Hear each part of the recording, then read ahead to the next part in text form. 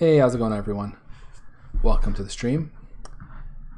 All right, so let me do a quick recap of where we're at right now.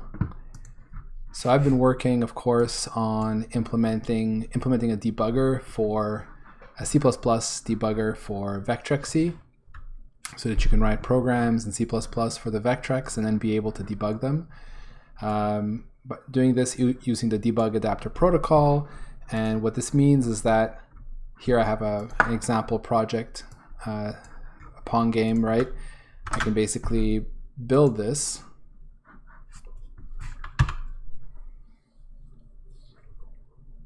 And if I hit F5 to start debugging, it launches Vectrexy, which unfortunately is now in another window. Let me move it here. So here's Vectrexy. And here we are. I can start doing debugging like this. What I have working so far is the ability to set arbitrary breakpoints. I can render a call stack. I support recursive calls like this here. You can see that here. Here I'm calling into a few more functions, correctly rendering everything inside here. I can click on the call stacks and actually go to them, which is nice. Like I said, I can set arbitrary breakpoints. I have a few. I could put, let's say, one over here, although you can't really set one on that. Here we go. If I hit F5, we hit this breakpoint here. So all of this is working really well. That's what I've been spending a lot of the time in the last few streams working on. And there's the game. So yeah, looking good. Everything is working as expected. So now the next bit is going to be a very involved bit of work to do. I didn't stream on Tuesday. I actually wanted to stream. I was here, but I was looking at what I had to do, and I realized I was going to have to spend a lot of time reading. And the truth is, I'm not even done that, but I did spend a good amount of time reading and starting to plan. Because, yeah, there's just a lot of work. So basically, the next thing I want to work on is the variables window. And what that basically means is, it's also sort of related to the watch here, but we'll focus first on variables.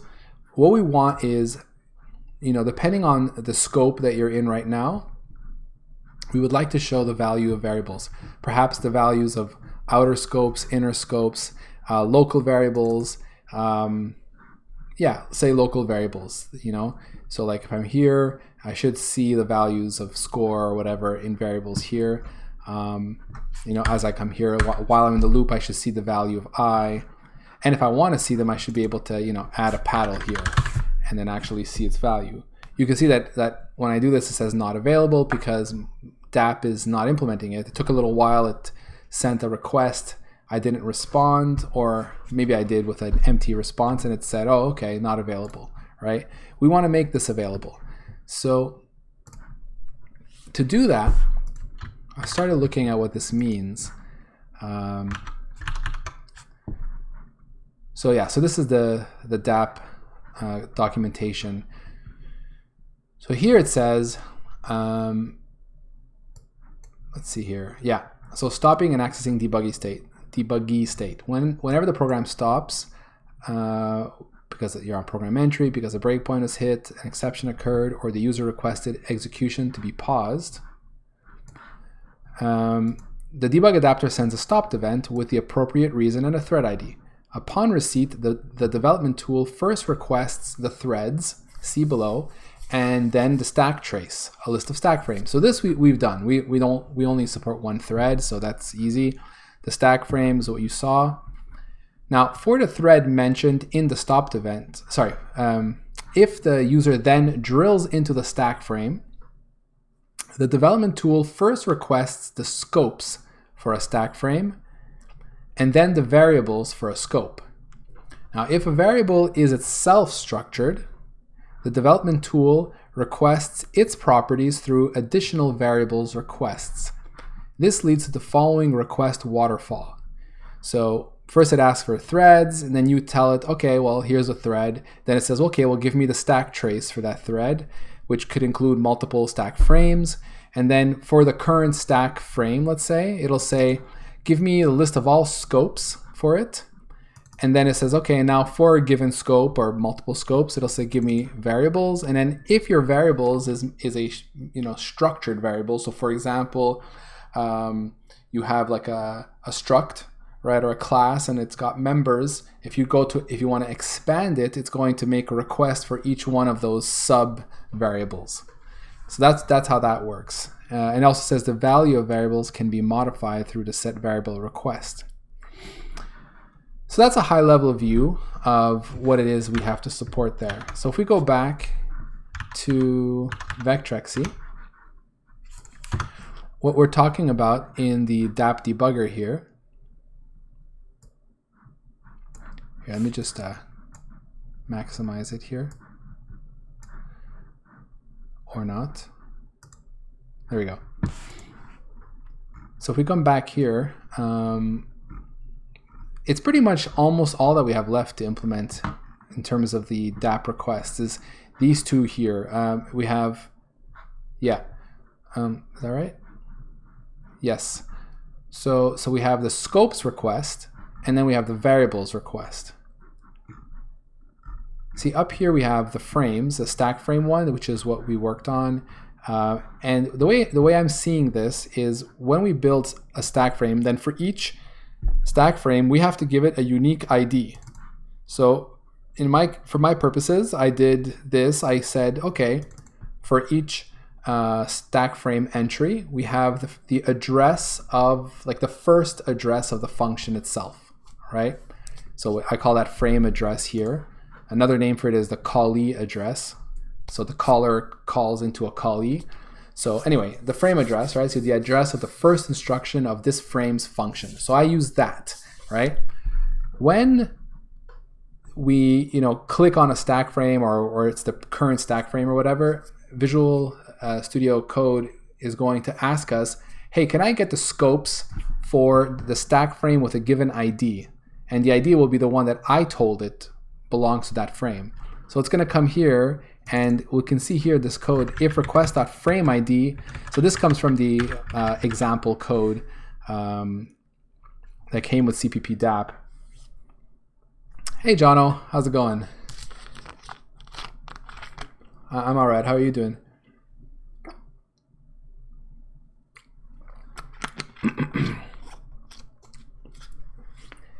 So basically, this request comes in, and it's going to have, if we look at request here, it's got a frame ID. That's pretty much it. That's all it has, right? We need to say, okay, for this given frame ID, and in my case, it's going to be the address, right? So I'll be like, UN16T frame address.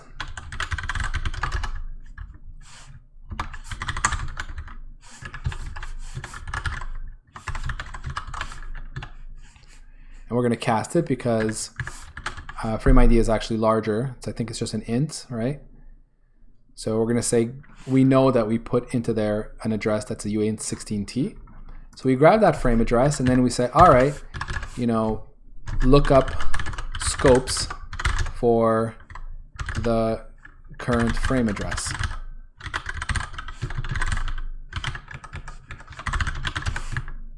Now, of course, I don't have that.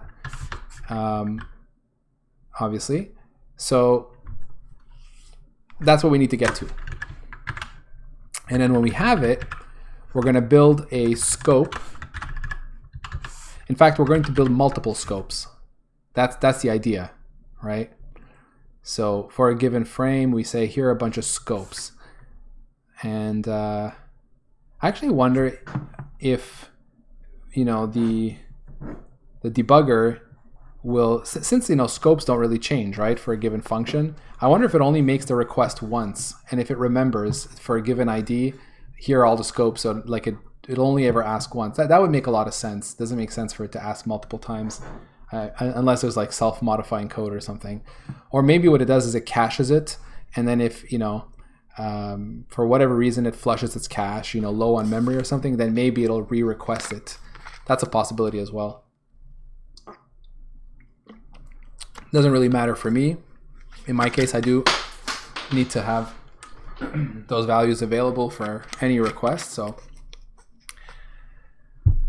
but basically, yeah, like, and if you just take a look here, scope.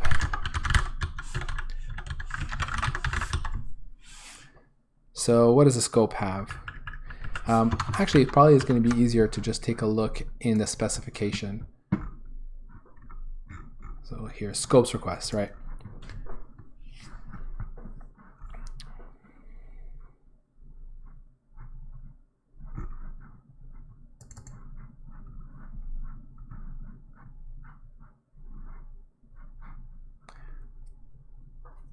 Hey, what's up, Bama?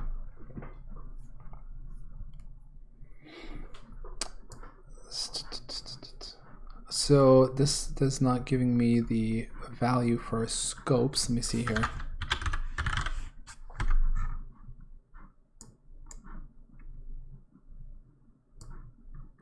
Good to hear. Oh, see, it actually says it here. An identifier for the stack frame. It must be unique across all threads. This ID can be used to retrieve the scopes of the frame with the scopes request. Okay, that's good.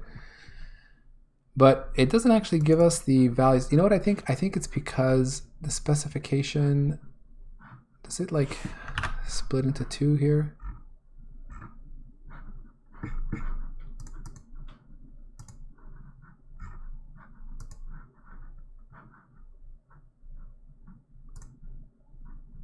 Events, requests, types. Okay, that's right.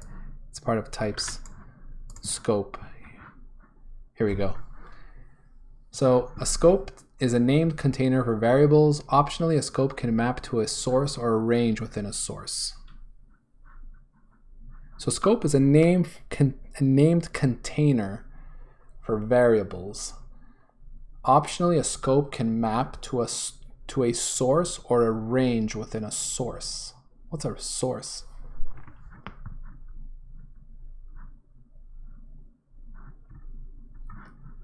All right, so name of the scope such as arguments, locals, or registers. This string is shown in the UI. Why don't I have a, where's my scroll bar? That's kind of weird. You know what, actually, I don't need to do it from here. I can go just, whoops, I can just go look in here. There we go. Start column of the range covered by this scope. Optional end column of the range. Optional end line of the range covered by this scope. Okay, these are just sorted alphabetically, I think. It's kind of a shame. It would be nice if these were sorted in the order that they're given. In any case, it doesn't really matter. If true, the number of variables in the scope is large or expensive to retrieve. That's interesting.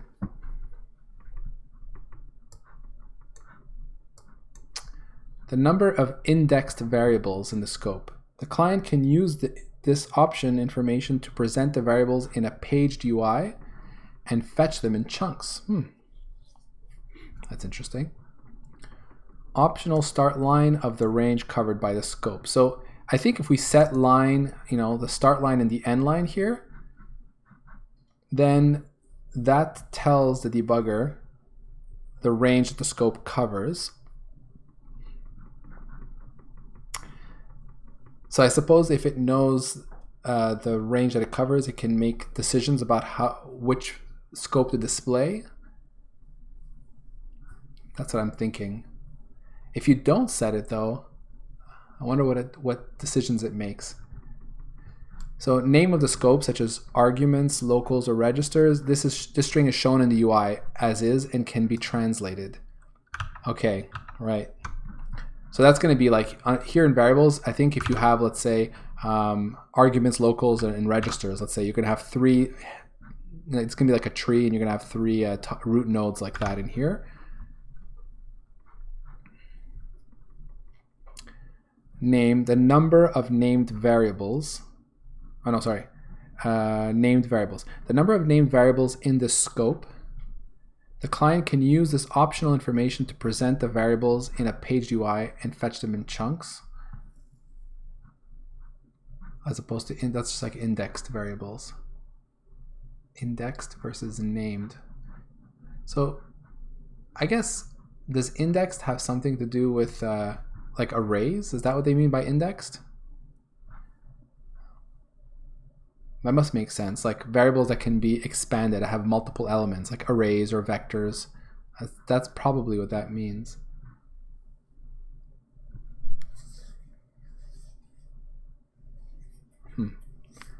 Probably not going to set those. An optional hint, although these are not optional, so. An optional hint for how to present this scope in the UI. If this attribute is missing, the scope is shown with a generic UI. So maybe one of the following enumeration values. Maybe one. Arguments, locals, or registers. Okay. Optional source for this scope. So this is interesting. So the source is the source file, isn't it?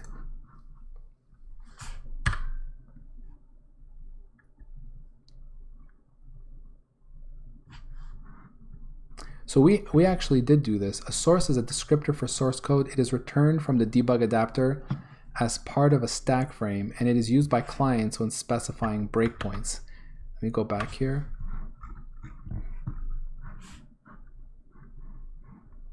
Here, this source.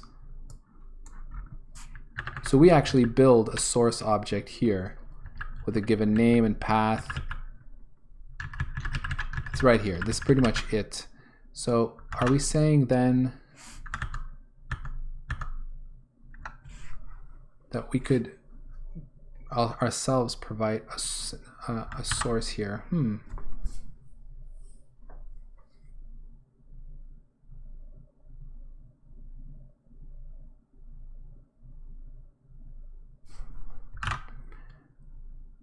So it's optional. I wonder what the advantage is for giving the source that goes along with the scope. We'll see. Because maybe what I'll have to do is I'll start having to cache my sources for a given path. Or recreate it, I guess, every time.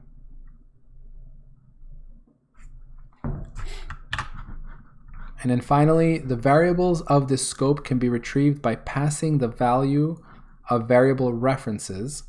Okay, this is important. To the variable's request. So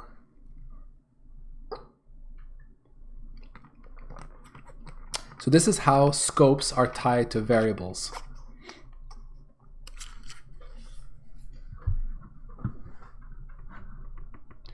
So when I'm building scopes up, right, I'm going to have some kind of mapping.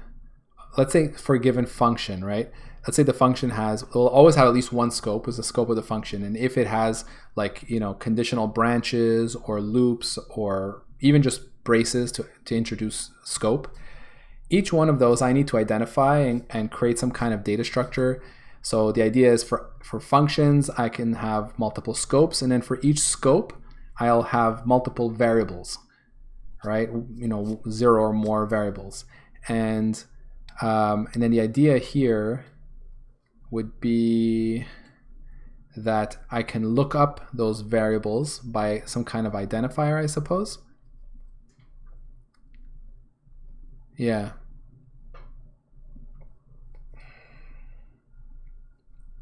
Because yeah, if we look at, okay, so let's just imagine a bunch of scopes, and then after that, it's going to make a request.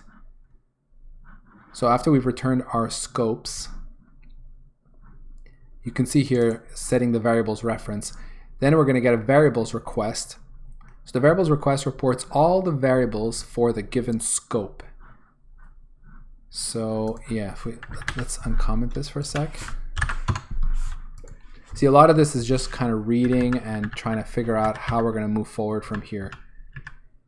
And in fact, I don't even think I'm going to get to this point soon, because just getting all the information for function scopes and variables and type information, which is what I need here, is going to take up a bunch of time.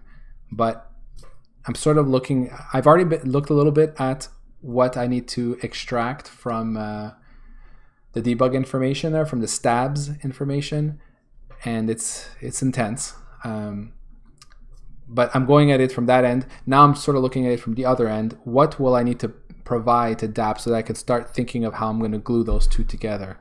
So here we're going to receive these requests for variables, and here is this variables reference thing, right? So it's going to tell us, this is, I guess the idea there is how we map which variables for a given scope. Is that how that works?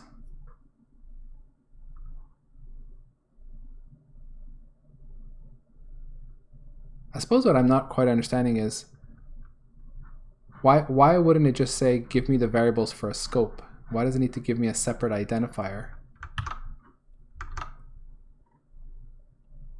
Because it says for all the variables for the given scope. So ultimately, I think what I'm going to have to do is just store some kind of unique identifier to retrieve my scope data type, and then from there I'll do a lookup, get my scope, and then get all its variables. I think that's what probably this means here. So this variables reference is mainly a scopes reference. Yeah, so because basically I'm building scopes, right? And for each scope, I'm going to come up with a unique ID. It could have been called scope ID. Here this is called frame ID for the frames. Here they decided to call it variables reference, which is a strange name in my opinion. I know it's used to grab the variables, maybe that's why, but doesn't make that much sense. So anyway, think of this as a scope ID. So it comes in here and says, for this scope ID, give me all the variables. And then once again, the idea is to populate an array of variables in this response. And that looks like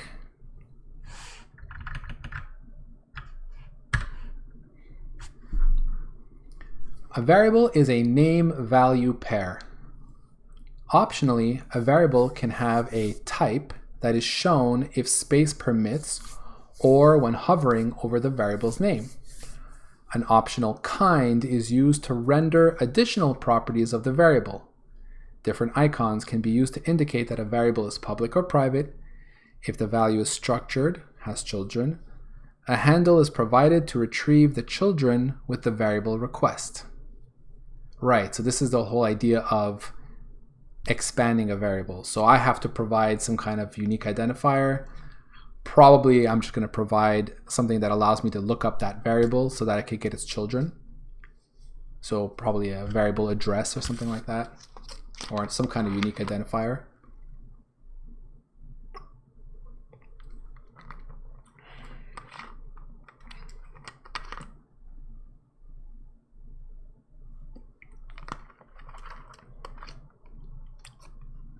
Okay.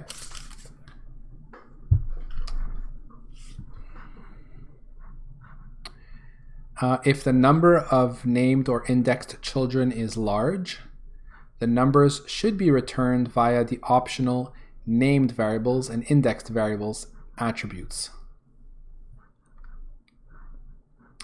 The client can use this optional information to present the children in a paged UI and fetch them in chunks.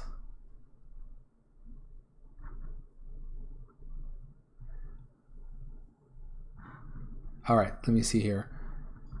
Optional evaluatable name of this variable, which can be passed to the evaluate request to fetch the variable's value.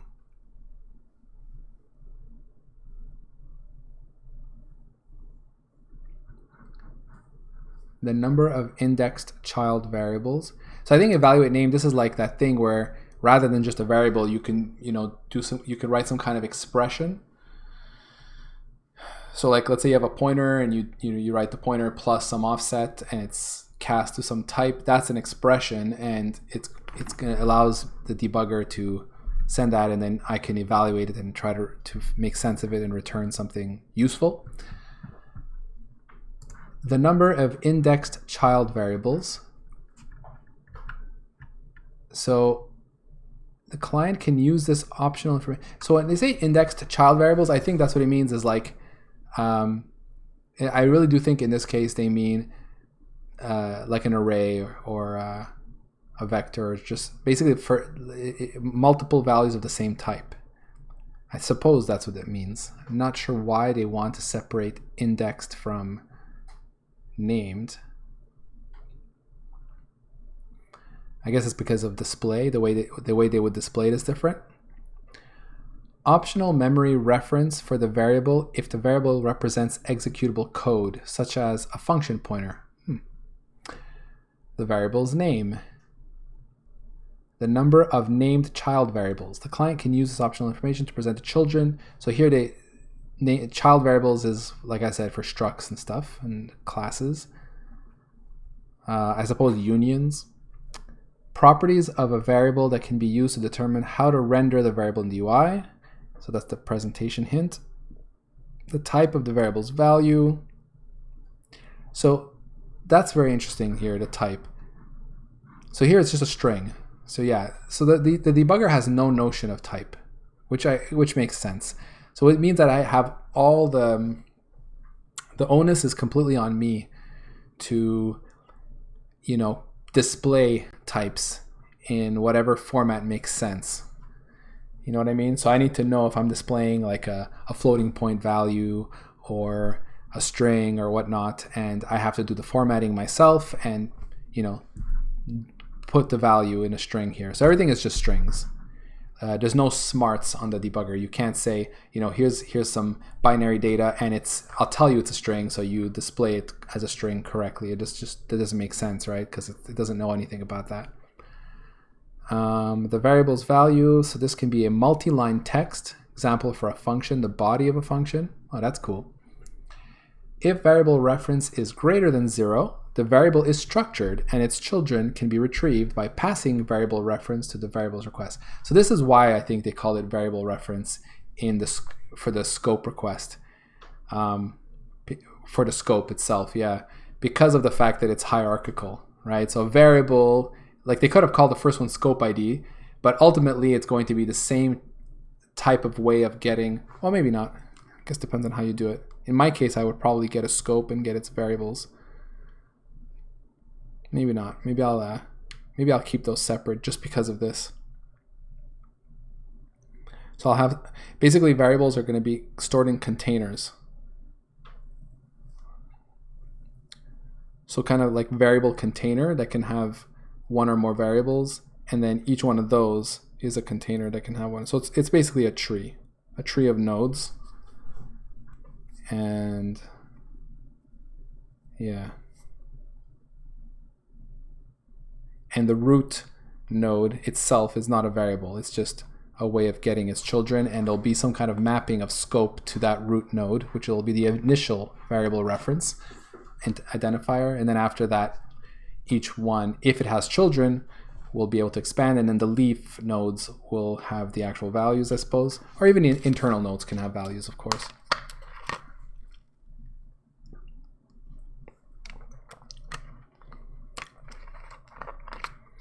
Like they may want to display something, like a name or something.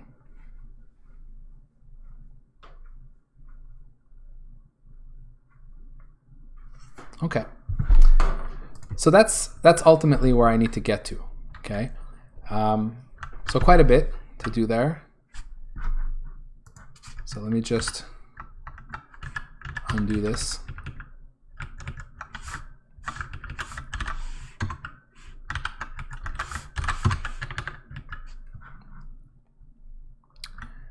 Actually, I think for variables, we just commented it all out, yeah.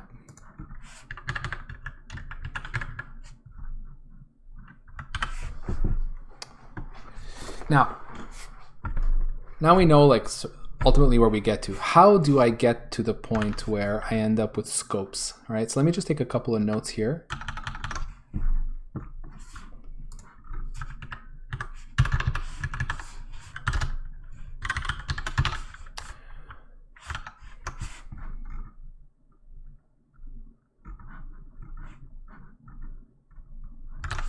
Okay, so I'll just put here debugger asks for stack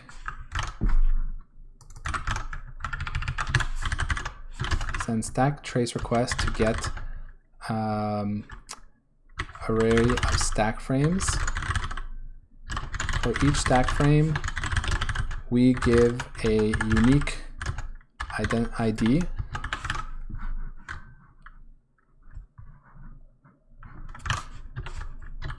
frame.id, which currently we set to the stack frame's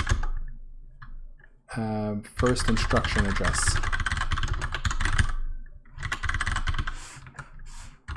Let me wrap this. All right.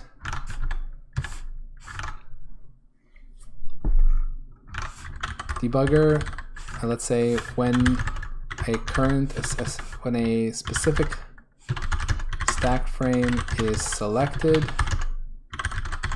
or becomes current, probably like when you step in or something, debugger will send scopes request with a frame ID that matches the one we provided. We use this frame ID, which is the frame address, to look up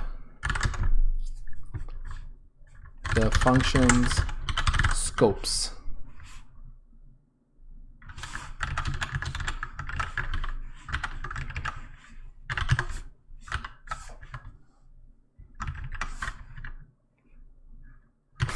I'm so used to my old keyboard, I keep hitting the wrong key here. To look up the function scopes. So a function is made up of multiple scopes, at least one, for the function itself, for the function body. Scopes. And each scope can have 0 or more variables associated to it.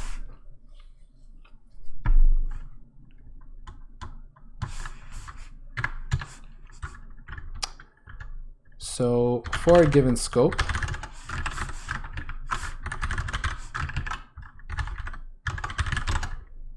debugger will send variables request with a ID named variable reference, or with a variable reference identifier. So actually I need to say what I'm going to set that to.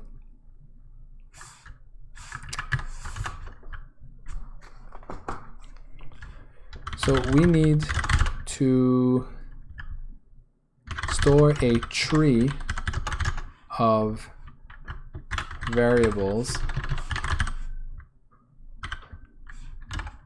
where the root, where each function maps to a root node of this tree, and the children are the actual variables themselves. And each child node can have more children node if it can be expanded. Example, struct class. I guess I'll say and arrays.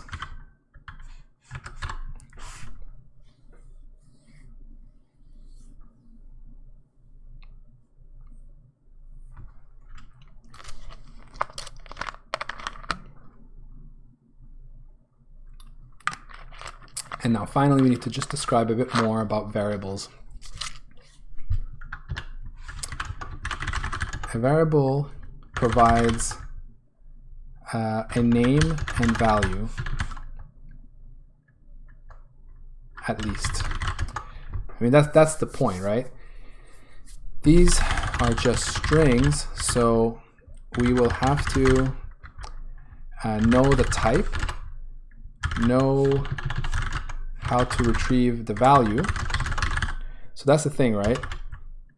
So from memory or register, if that's possible.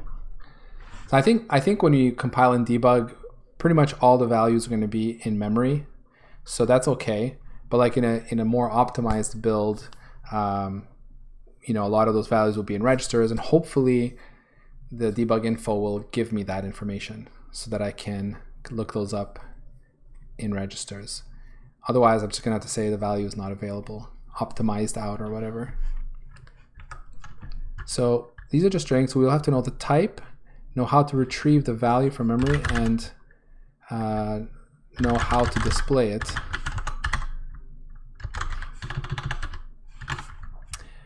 There's going to be some complications here, right? So we're talking like, obviously there's the primitive types or basic types like char, int.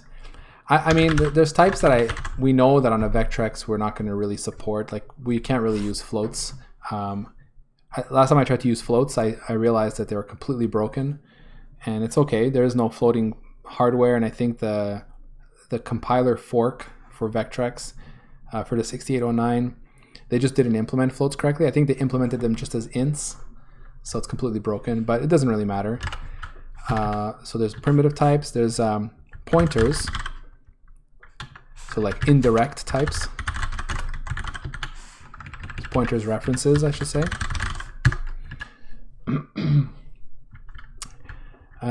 And then we need to support, I don't know what you call them, like user-defined types.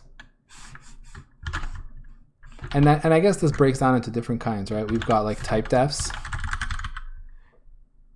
but that's not really what I was caring about. It was mostly like class, struct, and maybe union.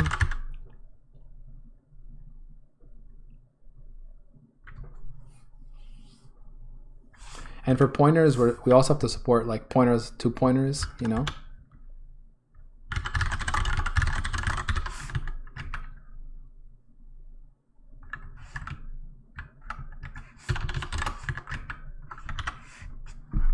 So, okay, so that's basically what we need to do, right, in order to display all this stuff. Let's say I know, simple case, I got to display an integer. I need to know also the size of those integers and all that for the current platform, which is a separate story. And then I say, okay, so I know that's in a piece of memory. I do the lookup, I get the value, and then I, you know, sprintf it into a string or something, format into a string, and then send that back. And then that's what gets displayed in the debugger. So that's that. For something like a class, we're going to show the class name, and it has children. And if you expand it, then we're going to start showing a variable for each one of those children, right? So again, all of those are just the same deal, something that knows about a location in memory or a register from which to read. Yeah.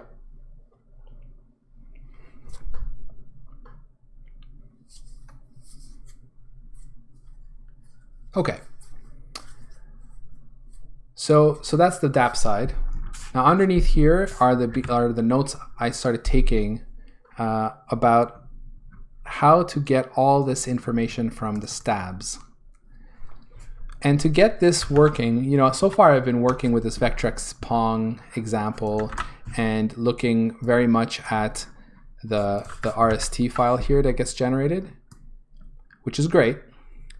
But then I thought maybe it would be simpler if I could just go with something even simpler than this project. So let me just take this away for a second. So I went ahead and created like a clone of that other project. I deleted pretty much everything. And my source file is now, there's only one source file, main.cpp. So like if I just delete all this here, just to show you, and if I build, I don't know why I have two of those.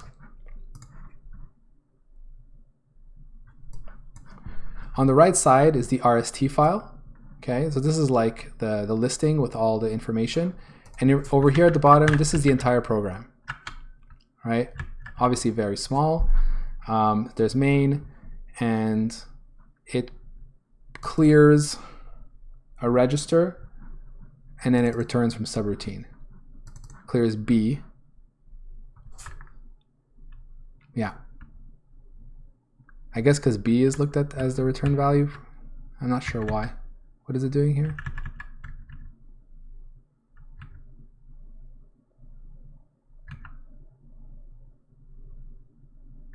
Yeah, pretty much. I don't know why it's clearing B.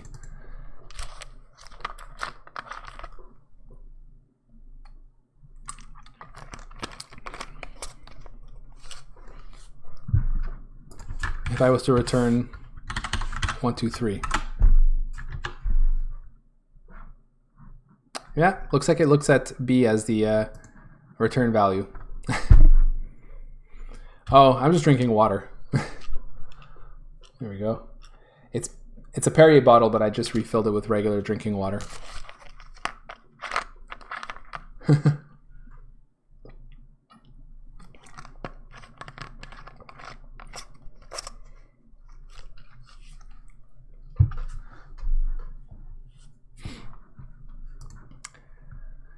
Okay, so why did I do this? So the key is that if you look here at the very top of this file, there's a whole bunch of comments here that we can just completely ignore, right?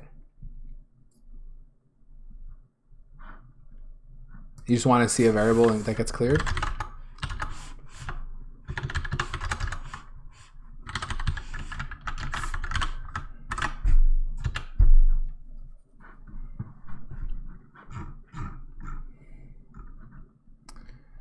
Okay, so basically this is main. So this is the stack. What does it do? It loads 1, 2, 3 into B, and then stores B to the stack. And then it clears B for the 0, and then it returns. That's it. It doesn't really matter.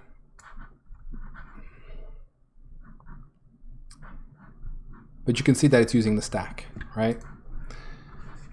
All right, so the important part of starting to get information about the data types is this section here, right here. So if you look at it, you can already see there's a whole bunch of types in there, right? And as it turns out, it's this value here, this stabs type number 128. This is the key of like the data type. Like this is the stabs type that contains data type information. And getting information on this was actually not that easy. I found, my usual documentation wasn't as useful as I thought. But then I found this other one that I've used before. This one was much better. This one here. It goes into a lot more details on how all of this works. So yeah, you can see here there's a section on variables. So I've been reading about this. So you can see here, like for example, it says that number 128 there, that's the NLSIM, right? So local symbol, actually that's what that stands for.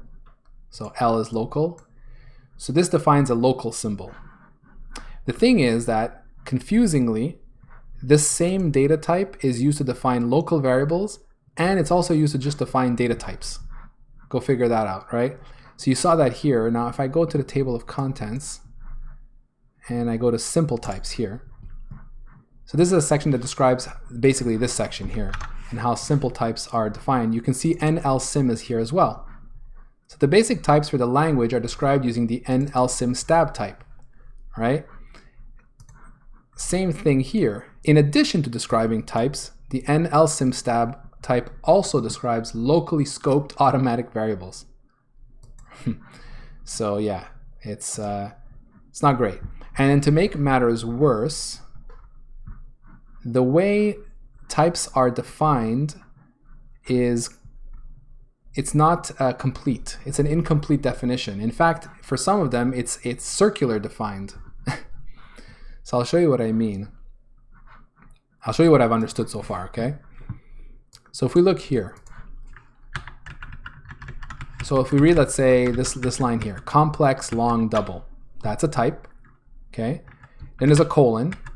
The T here says this is type number 3, and it's just like basically there's a unique number for every type. So this one, it assigned type number 3. Like over here for built-in VA list, which is another type, it assigned type number 1. Why this one is not 2, I don't know. There is a T2 somewhere down here, most likely, right? Maybe. T2. Nope, there's, oh, here you go, void. Void is T2, but it's down here. Oh, I suppose because they sorted them alphabetically. So anyway, as it turns out, this guy got assigned 1, void got assigned 2, and then void showed up over here. Then it says equal. Now this is optional. You may not have an equals, right? But if you do, then it says R. Now R is either capital R or small r. I don't know why, okay? I haven't found any documentation that describes what the capital versus like lowercase r is. But what it means is range. So this here we're saying that this type is defined, like the rest of the information defines a range, okay? And in particular, this is a range of type 3. So in other words, it's a range of the type of itself. So that's a circular definition right there, okay? And it's saying, all right, so here's the range. Lower bound, upper bound. Now here you'll see it says 8 and 0. If the lower bound is greater than the upper bound, and in fact, if the upper bound is 0 specifically, then this represents the number of bits that is used to store this type. So in this case, we know that a complex long double is a 1 byte value. Okay? And then after that, it's always this 128,000. The 128 is what says it's a NSIM there, the LNSIM, so we're defining, oh no, sorry, NLSIM is that we're defining a type. Okay? Or a local variable. Now, if we keep looking, these are exactly the same. Again, so this is interesting here. So complex double is a new type, but it's defined as a range of type 3. So this one is actually, it's not circular. It's saying this guy is of the same type as the type 3 over here. But, you know, it's a separate, it has a different name. And, well, in this case, it's pretty much exactly the same. T5 is the same thing. It's another range of type 3, which is exactly the same. In this case, it's all the same because on this architecture, like I said, the compiler doesn't really make any difference for doubles and floats and just treats them like integers. Usually, I think you would expect to see, you know, double be a type that has, let's say, 64 bits, so not 8, and you know, complex float would be, and in fact, I don't even know what a complex is, to be honest with you. I don't think I've ever even seen complex. Is that like a C thing?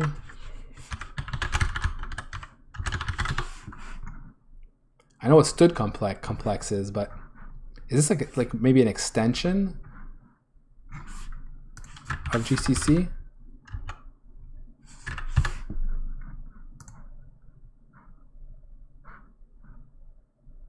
Looks like it. ISO C99 supports complex floating type. Ah, it's for, maybe it's for that. As an extension, GCC supports them in C90 mode and in C++.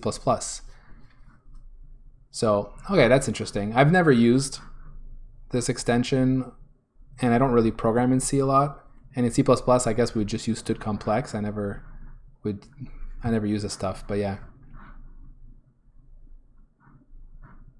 So, okay, whatever. I don't really care about it.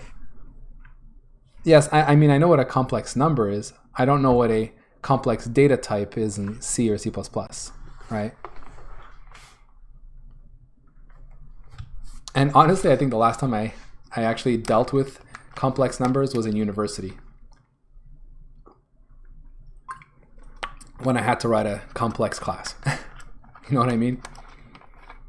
I don't really do, I guess, enough numerical work to ever had to use it. But anyway, turns out it's a data type in GCC. It's an extension, and that's what this is. I don't give a crap about these types. We're not going to use them. If anybody wants to use them for the Vectrex, they can make requests for me to support them. But if we get into the more, useful types, right? Yeah, quaternions I've used a lot when I was working as a programmer for animation systems in video games. Definitely a lot of quaternions. So here is the type. This one is what I mean by like tricky. Okay. So here you have a type int, right? We're going to use that one. It's a unique type T7. There is no range. So this is like, you just need to know what an int is, right? And that's actually not so obvious, because it turns out that we could define what an int is going to be for Vectrex. It's either going to be a 8-bit value or a 16-bit value. And how that's going to be set is controlled by a compiler flag. Now, it turns out that, at least in this listing, we could technically parse for this, but there is the -m_int8 field here.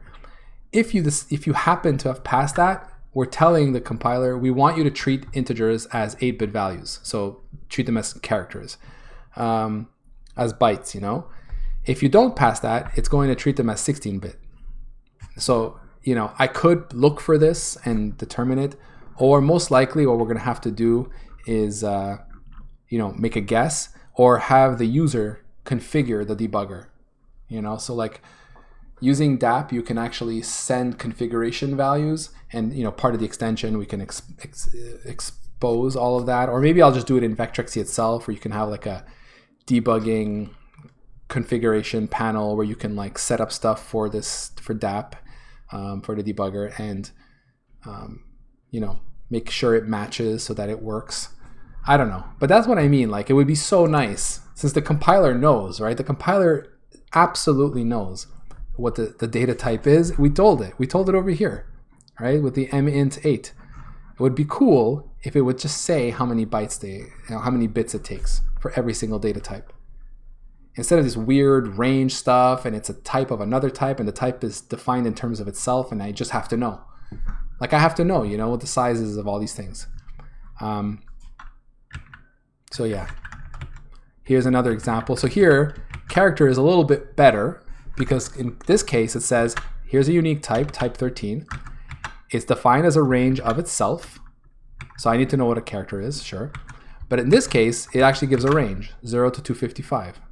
Now, why it's not -127 to 120, -128 to 127, I don't know.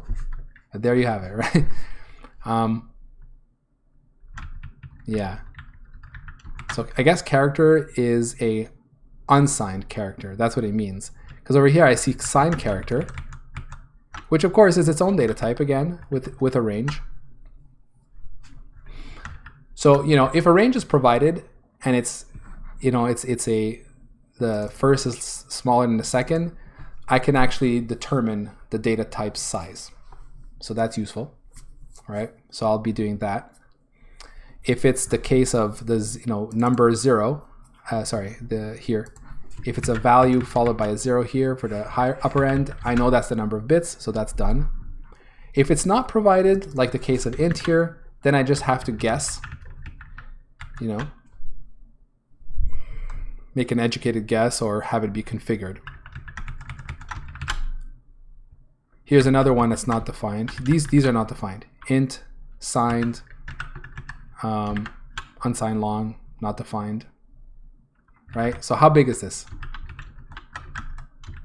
I have no idea. Right? So, for Vectrex, I know that it's a 16-bit machine, so nothing can be larger than 16-bit, and there's no like emulated types or emulated sizes as far as I know. We can check, but I don't think so. Like, if I wanted to do here unsigned long b, if I try to assign it anything larger than a 16-bit value, so So 65,535 should fit.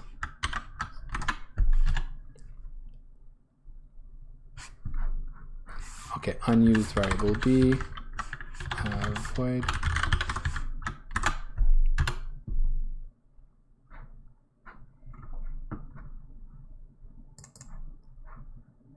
This decimal constant, oh yeah, I gotta put U here, UL.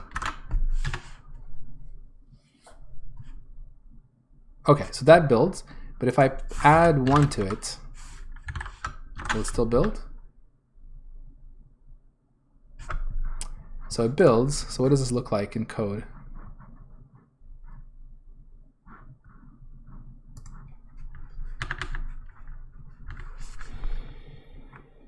Okay, so line 2 is this code here.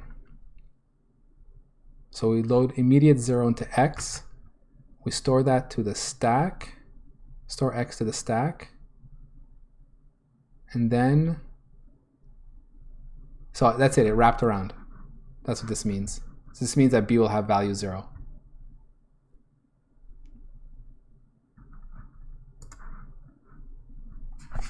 Yeah.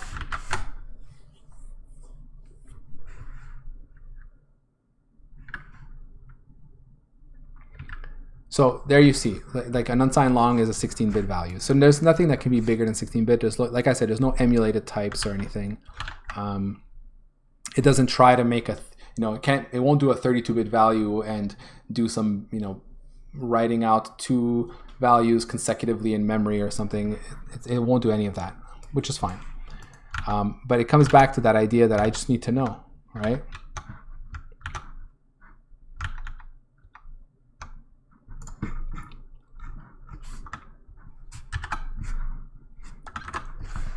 And let's see, anything else in here that's interesting? Float and double, 4 bits, right? So float and double are 4-bit values. Probably why they're completely broken.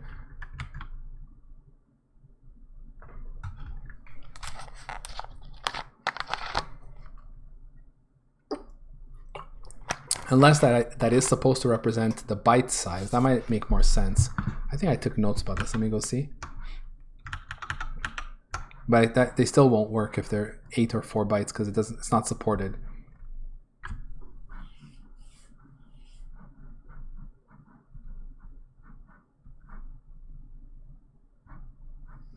No, see, it says number of bits. So just to show you how broken that is. So let's say we'll do double, just so that double, no, that's a 4-bit. I don't know, can I do complex double? I doubt it.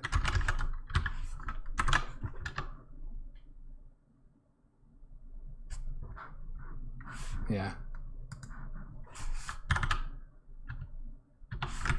Okay, let's just try double.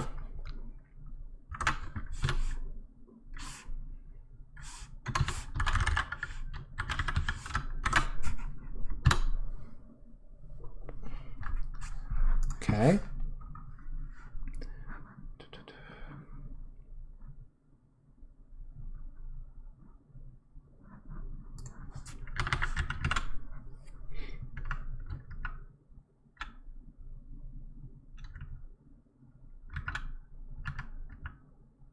What's it doing here? Load X LCO. So LCO is a word 16384 followed by 0. So it loads these 2 values into X. So X is a 16-bit value. So it loads 16384 and then it stores that to the stack. And then it loads LCO plus 2. So then it passes these 2 bytes and goes to this one here. So it's going to load 0, 0, and then store that at offset 2 to the stack. And then that's it. So somehow double A equals 2 stores 16384 and 0 in 4 bytes on the stack.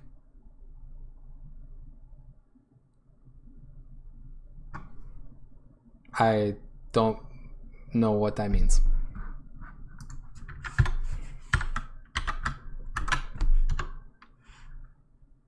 It's just odd.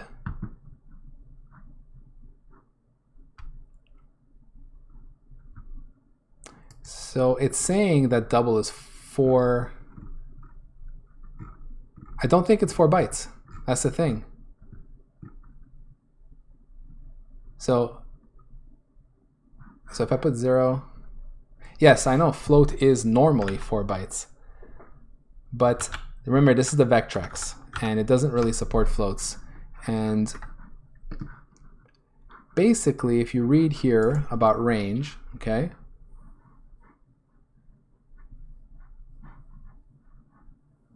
where is it? Yeah, number of bits. So for the case of those, it says if the number after the second semicolon is 0, then the number after the first semicolon is the number of bits needed to represent the type. So in the case of double, it's the same as float, it's the same as long, double. All of these are 4 bits. It's 1 nibble. So these are not, you know what I mean? I could put float here, right? It doesn't really matter. So, but you know, this compiler has no idea, I think, what it's doing with those values. I put 0, it puts 2 zeros here, and it loads 2. It ends up taking 4 bytes of stack space here for it. So it looks like it does want to treat it like a 4-byte emulated value, which is confusing, right? Because it doesn't really match up with the fact that this is supposed to be number of bits, unless this documentation is wrong, which, you know, it probably is wrong. Yeah, because this would be coming out of GCC, and it would be 4 bytes here for float and 8 bytes. Okay, so this is totally incorrect.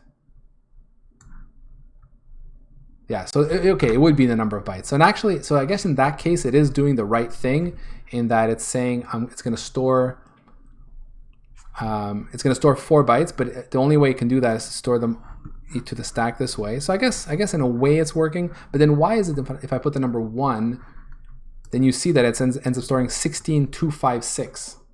What is that? That's just weird, right? Unless, you know, unless that's the way, oh, maybe that's the way floating 0.1 looks as an integer value. Could be. I'll admit that I'm not a pro at like what floating points values look like in you know, in binary. Let me see here.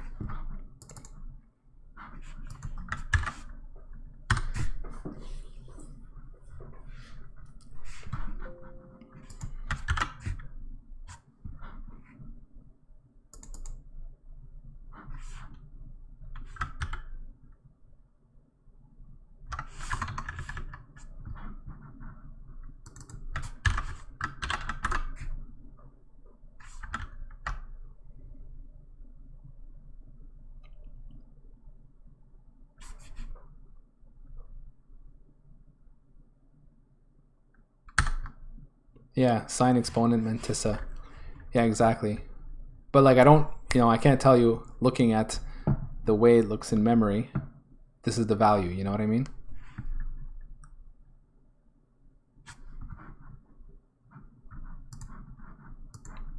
One bit, 8 bits. Oh yeah, that's true. That's true.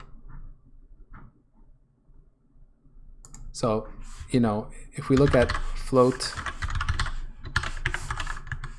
1 and we were to cast that into an int star, I should say, no.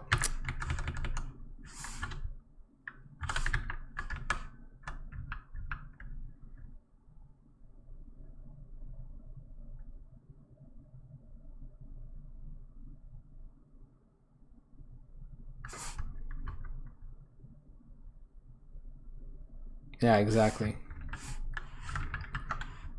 I think I might actually need to store this though.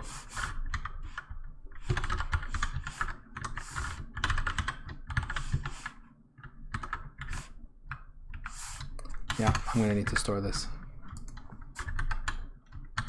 Yeah, exactly. That's probably what's happening here. So maybe it is doing the right thing. Maybe.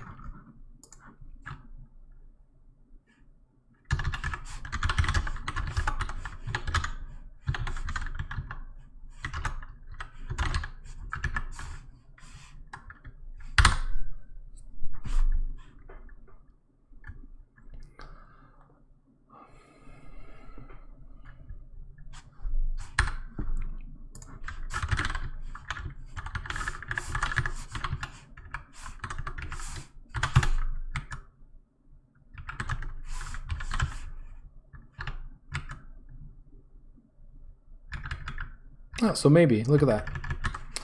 If we do short, so there you go, 16256. Although here it says 186. So we've got our 16256.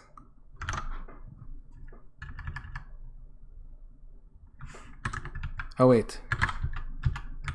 There we go. Okay, there we go. So actually it does make sense.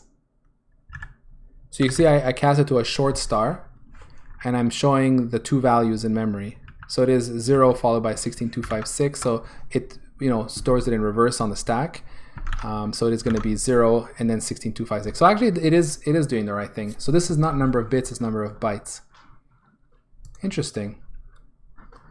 That is good. I had done some experimentation with floats a while ago when I started messing around with the Vectrex and the compiler here, and what I had seen was that it looked like the math wasn't working correctly. So maybe it's able to store the values, but maybe it's not able to do the math properly. I don't know if it's doing good emulation of adding values and such, you know what I mean? Like if I did this and then did like a float c is equal to a plus b,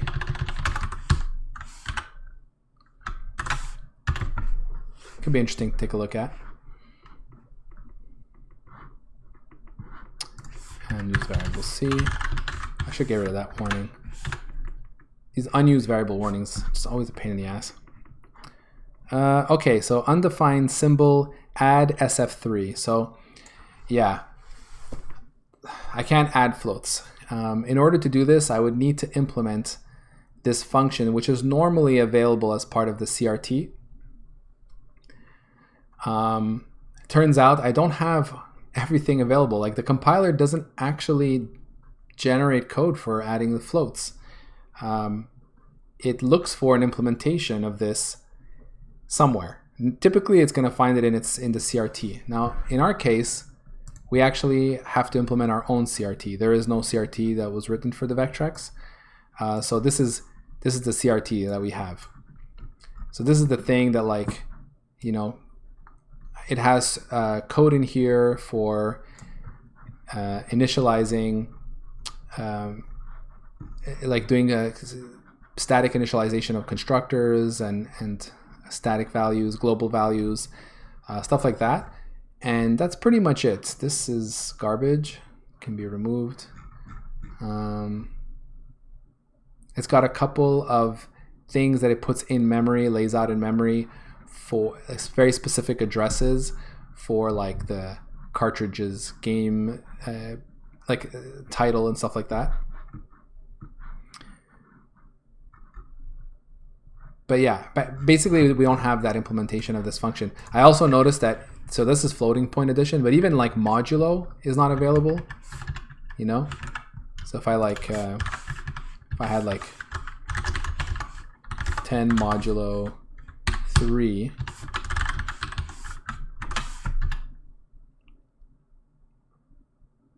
okay, so this I think it can do because it is not stored in a variable.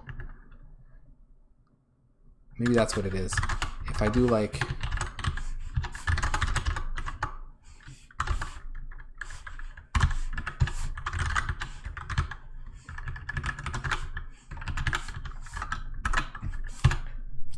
yes, Bama, I know I can use fixed point for sure. Yeah. No, I get that. I'm just saying that it's interesting, you know, if you want to try to use float, of course, most compilers, even on a system that doesn't have any floating point unit, it will just use integers, and exactly like you said, it'll emulate it, right? Exactly, it'll do the thing it needs to do to get it to work. Of course, it's better to just use fixed point math for all the obvious reasons that it was used in the past. Okay, so here, it says IS instruction does not satisfy its constraints.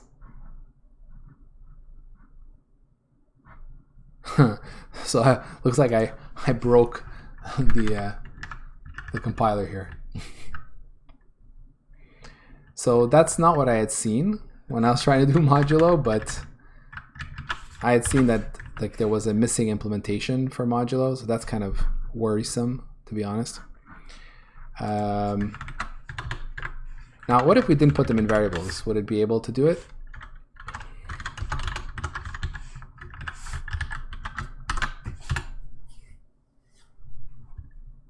Okay, so that didn't fail, but most likely it knows to store 2. Let's see.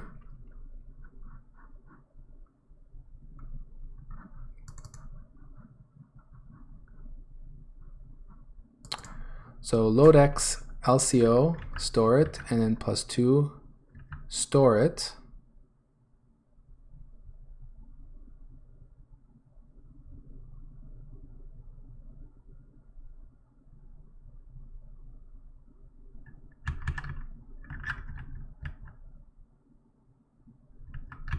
So that looks completely incorrect, right?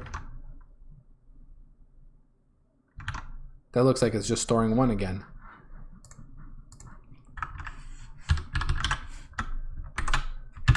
Should make no difference when I do this. Yeah, you see? So if I add, let's say 3 here. Oh no, okay, no, it is changing. It's very subtle, isn't it? Yeah, okay, 16 through 84. Okay. So when you give it immediate values and the compiler can do the math, then it figures it out and it can store it. The problem is as soon as you put it in another variable, it doesn't like it. Because then it's got to do like stack manipulations, and it needs to invoke some code to do the add. And in this case, I don't have an implementation, so I'd have to write it myself.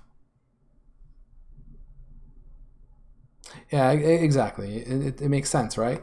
If it's an immediate value that the compiler can see, it'll optimize it and do it. Otherwise, it needs to generate the code to do it.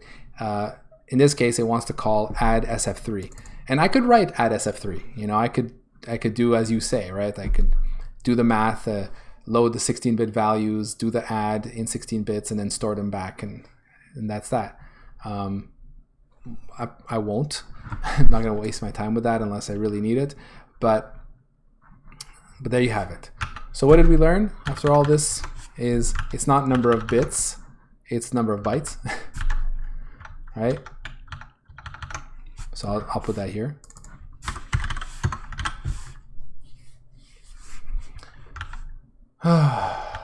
Don't think I'm going to get anything done tonight. But that's okay. It's all part of the game. Okay, so that pretty much is it. The one thing I haven't really read yet about is the pointer types. So you could see here built-in VA list and the vtable pointer type here. So that's cool, right? There's even a vtable pointer type. It says something like T23 is equal to star of 24. So this is saying that this is a pointer of whatever type 24 is, which of course is not defined.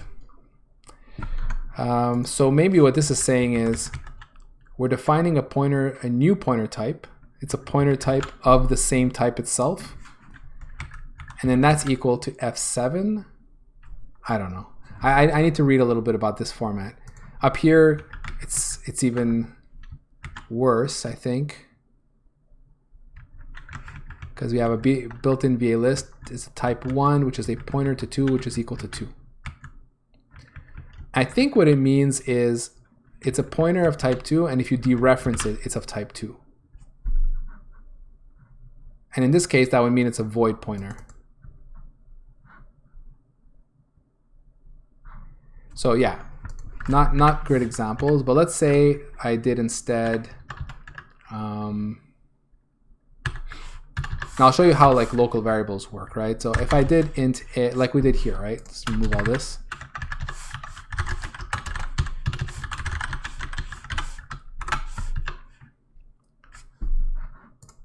So if we go down here, so line 7 up here, so there's main, and basically after the function is finished, there's a whole section of stabs for that function. So this says this is the function main, right? And then after that we have that 128 again. So this is where the same type is being used to define a local variable like it is here to define types. The difference though is that this one here just has, this is how you know the difference, by the way, is after the colon there's no letter. You know, normally there's a T for type, right? Here it is just a number. So it's saying A, that's the name of the variable, it is of type 7. And that's it. So type 7, that's int. So that makes sense. Now if we make a pointer,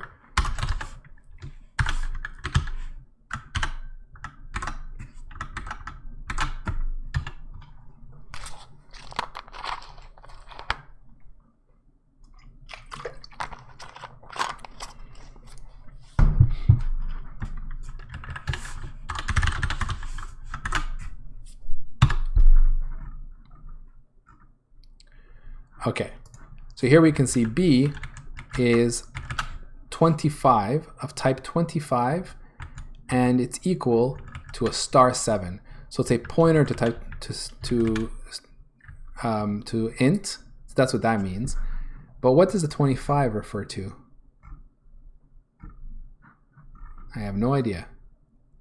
So I haven't read about pointers yet, but so clearly from here we can see that on the right side of the equals it tells us that it's a pointer to what type, but I'm not yet sure what the 25 refers to here because we don't have a T25 here. So I need to read about that because we definitely will have pointers to show. I suspect that references will be very similar, if not exactly the same.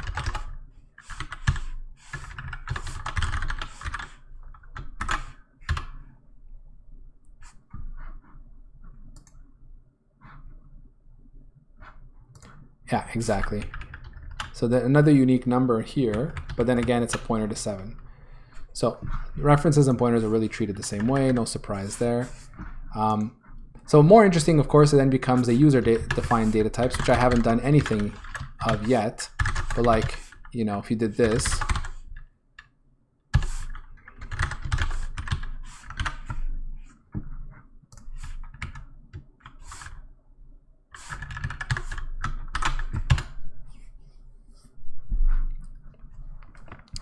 so now you can see that there's this compiler executable checksum that is not necessarily always there, but it looks like this compiler emits a space and then starts to emit user-defined types. So here you can see that it says foo is a type, and I noticed that it emits two different two lines for it, which is really strange. And one has a capital T and one has a small t, but they're both the same type. Anyway, and yeah, so basically foo is a type 25, and it looks like, I don't know what this means here. So S4 A 7 08 B is of type 13. So we know the :7 means integer. 13 must be character, yeah. And then of course C is a pointer. So again, pointer to 7 here. It got 26 as a value, like the one over here. So it's gonna be interesting to learn more about that. Okay, and I know one of these values looks like it's the offset from the beginning of the memory layout for foo, right? So this is 0 bytes away, this guy's 8 bytes away, this guy's 16 bytes away. And perhaps the second value is how big it is itself. So it's probably offset 0, and it takes maybe bits in this case. Yeah, not bytes, sorry, 8 bits. So in this case, it looks like it's bits. So, because we know ints are just 8-bit values. So 0 with it, and then it takes up 8 bits, because there may be padding. So that's another thing to keep in mind. And then B starts at 8 bits away and takes itself 8 bits. And then the int pointer takes 16 bits, which makes sense. So actually it'd be more interesting if we put the pointer above here and see what that looks like. So here we see that 0 and 8, then the pointer is 8 away, takes 16, and then B is 24, which makes sense. Yeah, it starts at offset 24 and then takes 8.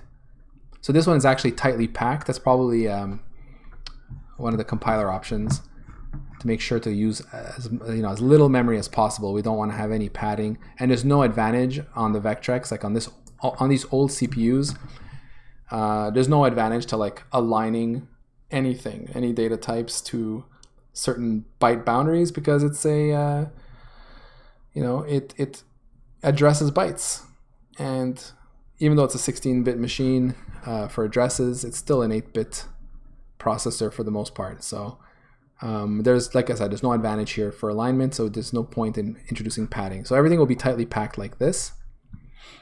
So yeah, so there you go. So that's how like I'm gonna have to parse this to understand foo and its layout. You know what I mean? So that just kind of gives you a taste of that part. And then there's a whole scope part. Like, so there's a whole thing about data types, and I need to like parse out data types and store types, which actually I didn't make any note about, but I'm gonna need that.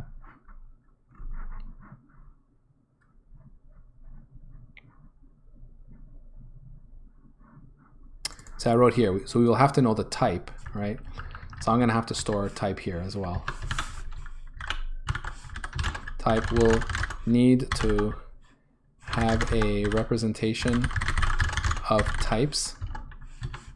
So basically what I wrote here, I suppose. Yeah, that's exactly what this is about. These are the types here. Yeah. So that's it. So once I've gotten all the type information, then we start parsing, and when we reach sections that define functions like this, the information over here tells us all about the variables and the scopes that they belong to. So it actually turns out that, and I guess this makes sense since, DAP is for debuggers and this is debug information for debuggers, that it's all kind of goes together. So you can see like this here, these two lines here, 192 and 224, this has to do with scope. I don't know if I documented it here. No, I didn't. See, I was in the process of doing data types, and I actually what I was documenting was local variables, global variables, which are a little bit different, global register variables, which is again an extension, which I don't think I'll support unless someone really wants, and they may. Static variables is similar to global variables, and there's different ones like that. But then for the structure, the scopes, let me find that information here. So it's actually, I think, described here. Let me see. No, it's not described here. Table of contents.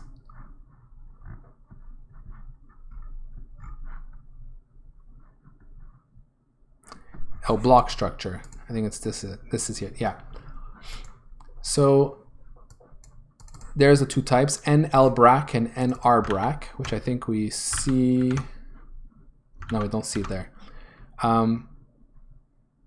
So it says here, the program's block structure is represented by the NL-BRAC, which is left brace, and NR-BRAC, which is right brace stab types. The following code range, which is in the body of main is labeled with the LBB2 at the beginning and LBE2 at the end. So these are actual labels. That's what the LB stands for.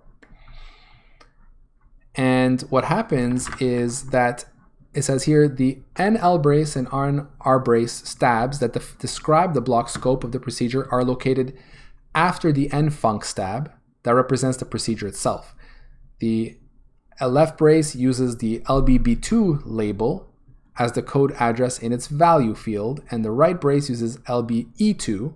So think of it like this. So this is label beginning to, label end to, right? So these two labels give us labels in the code. And then afterwards, when the function is finished, there's a whole stab section that describes the function. And it'll say that there is a left brace. That's what NL bracket is 192 here. So 192, so the left brace goes with this label. And then the right brace, which is 224, goes with this label. So here we can see the same deal, right? And in fact, it even uses the same names. So LBB2 is up here. It's at address 0097. So I store this already. For all labels, I'm storing addresses. So I have this because we use it for other things. And when I see this, I'm going to be basically saying, oh, I got to add a scope here. That the scope starts at this address and ends, the closing scope here, ends at this address. Now we can add subscopes in here, right? So if I add a int d, int e, let me go to my make file here and turn off that very annoying unused variable warning. So unused variable. So I'll do n no unused variable, I suppose.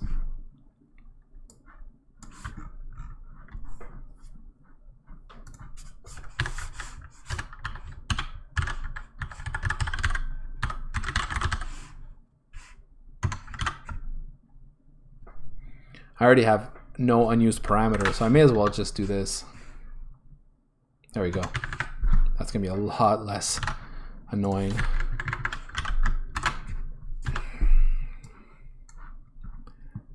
Okay.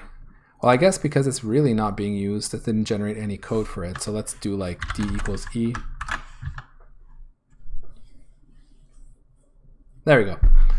Okay, so now we actually have something a little bit more interesting. So we can see that under main, A, B, and C, which are declared first, right, belong to this opening brace here. And then so that's how it's done, basically. So this here belongs to this opening brace, but then we have a couple more variables here, and then that belongs to this opening brace, which is label 3. And then after that, we close that brace, and then we close the other one, right?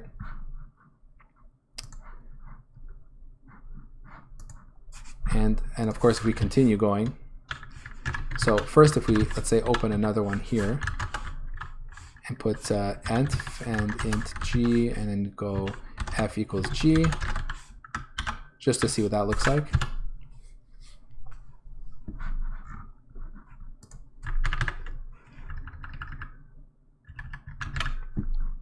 Okay, so ABC, part of this scope, and then D and E, part of this scope, and then that scope closes.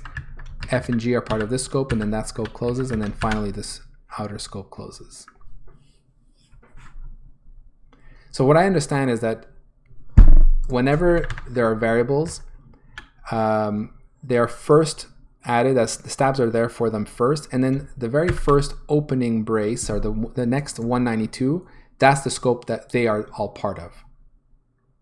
So we create a scope there, and we say all the variables we've collected so far are part of that one. If we see more variables, they're not part of that one. They're part of the next scope that's going to be created. So then we see that one here. We say D and E get added to this subscope, right? And then we see that we've closed that scope because it's basically like a stack, right? So scopes close. So we close the previous scope and we're done with that one. And we're back to being in the first scope. We see F and G. We hold those on temporarily. We see a new scope open up. So we say, oh, those are part of this new scope. So we create that as a subscope. It closes. And then when we close this scope, we're done with our scopes for the function here.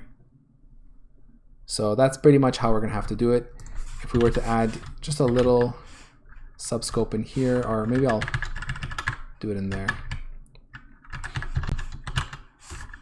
And of course, these can be ifs, right? It doesn't really matter. I'm just putting scopes here, but you know, did that, whatever. Int h, int I, h equals to I.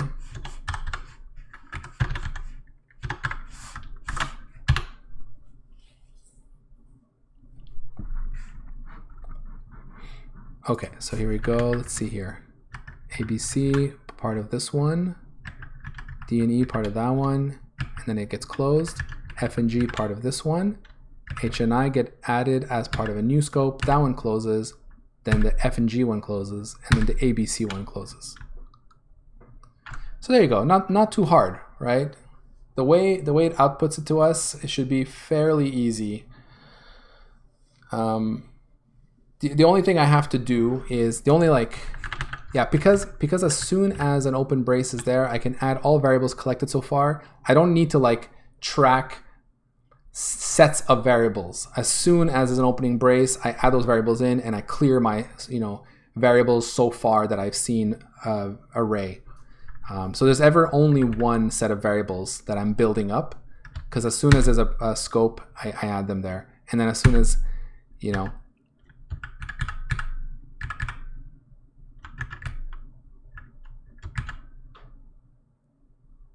and the only stack I have is going to be a stack of scopes, which is what I'm building anyway, right? For a function, I'll be creating scopes and then creating child scopes, and I'll have like a concept of so it'll be a tree of scopes as well.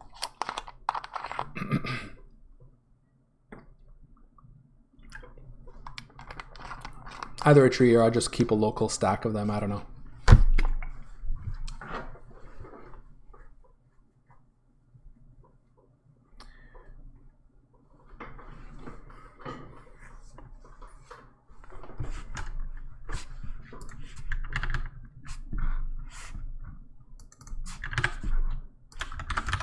So let me take some notes on this.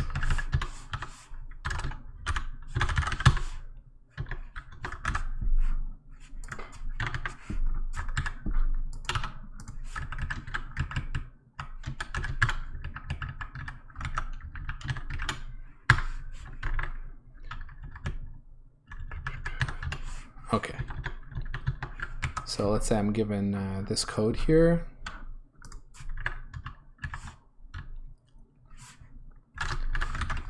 So I think I'm going to be doing no coding tonight because it's basically reading and preparing and figuring all this out.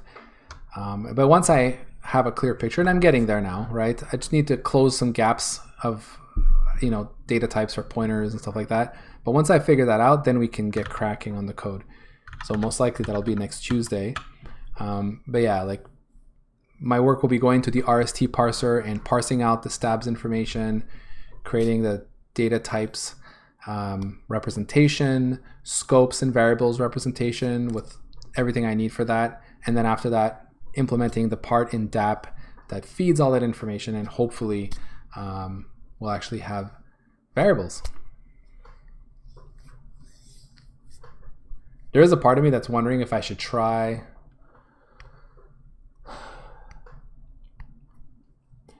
I'm wondering if I should try to implement the simple version, the poor man's version or something, but I'm not sure I can.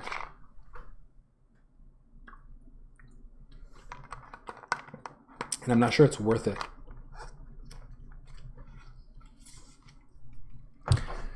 So yeah, the simple version will just be writing a simple function with just some variables I can hear, and if that displays, it'll be easy to debug. It'll be creating a single scope. It'll creating a single set of variables. If we can display the very first integer as an integer, that's a win right there, right? And then we start building upon that. That's how I'm going to do it. Okay, so let me just show here what this looks like.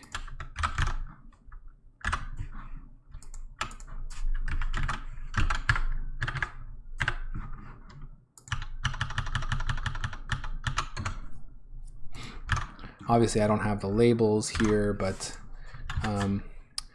we parse the labels and store their addresses. Like I said, we already do that. If we go look here in the RST parser, so whoops, close all that. I have here label to address. So every time we match a label, I store that in there. So I already have this information. We use this right now for what again? For function names. Right. To figure out a function's address. We get a name, we figure out exactly what you see here. You see how main is a function, right? That label at the end, that's what we look up and we get its address. We'll be doing the same thing for all of these labels here. So that's already taken care of.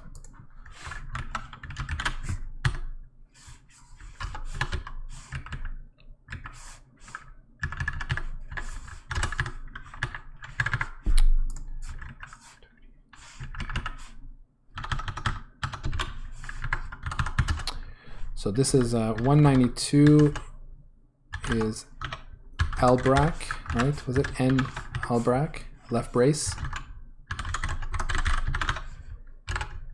So all variables defined so far, A, B, and C, are assigned to this scope.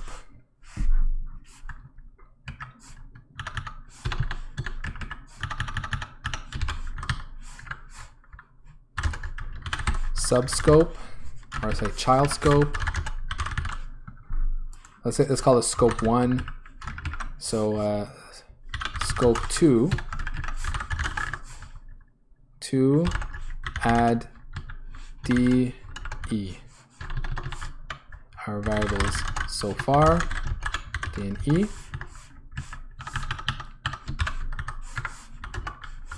Close scope 2.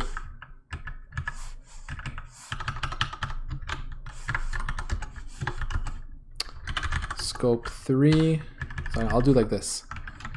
Scope 1, scope 2. Scope 1, scope 3. Add variables so far, which is F and G.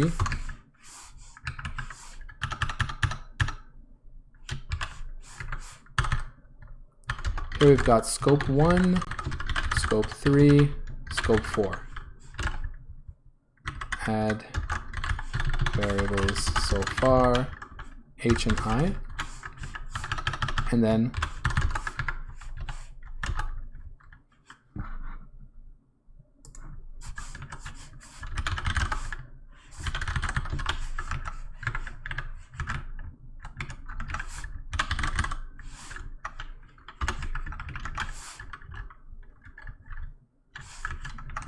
I don't know, begin, end, whatever.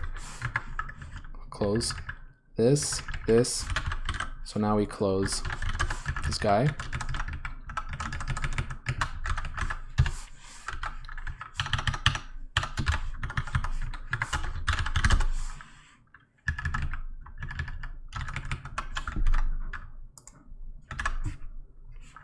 And finally, close scope 1.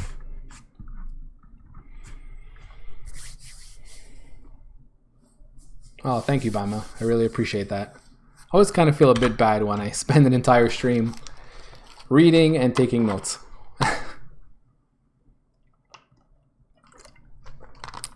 But there was some interesting stuff in there. Realizing that the floating point values are stored correctly on the stack. and that there's not number of bits but number of bytes and all that stuff. I think anybody who wants to write a debugger probably finds this pretty interesting. Just seeing how debug info can be produced and how that can be useful to a debugger.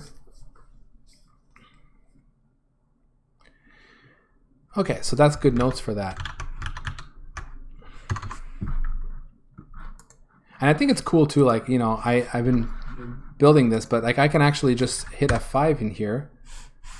And if I actually configured it properly, apparently I didn't, I should be able to, let me see.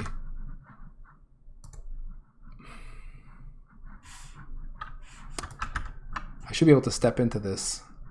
I think I just need to set up how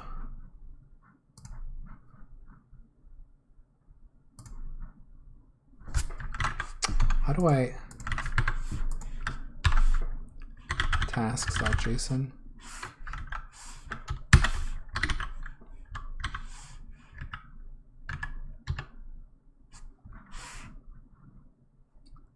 Oh no, not the build task. It's a open launch.json. I just want to open it. Can I just open it? It's just annoying. And if I do more, it asks me to pick one. Okay, let's just do this. There we go. It's because I haven't done the extension work correctly just yet. So let me go get my launch.json here and just copy this. So this is from my Pong game.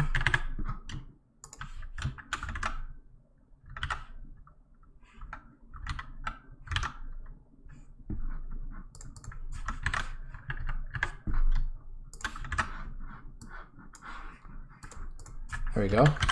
Okay, so now if I hit F5,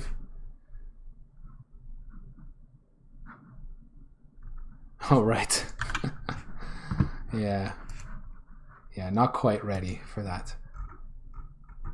So basically, I've hard coded my debugger to launch Vectrex Pong. So to change that, I need to change this file here. So let me copy the path here. Yeah, still a bit of work to do to get all this extension stuff working fluidly, but there's time for that. So let's say we take that out, and instead we point our program. Oh, actually no, same program. It's the argument that I want to change.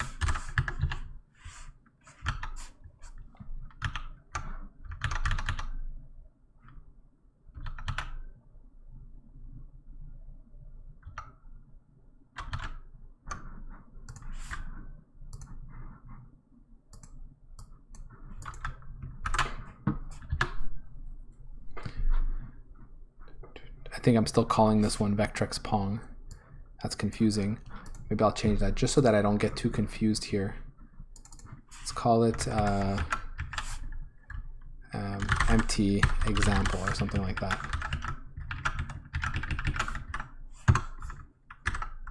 Or simple.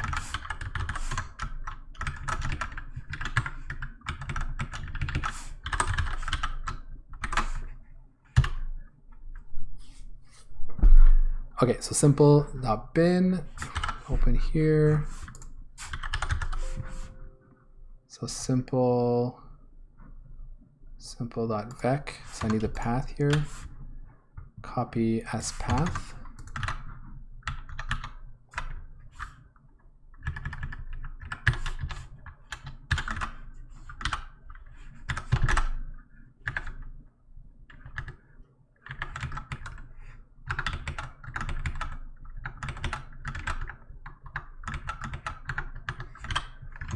Okay. Now, it's still not working.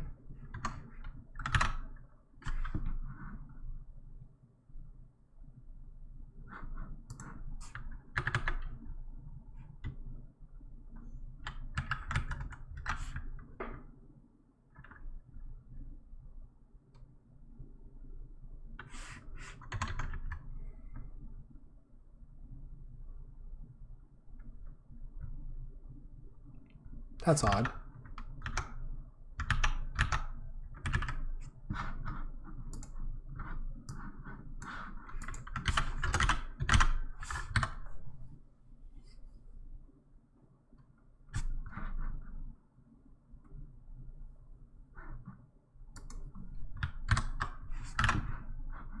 That's very strange. Should have totally worked.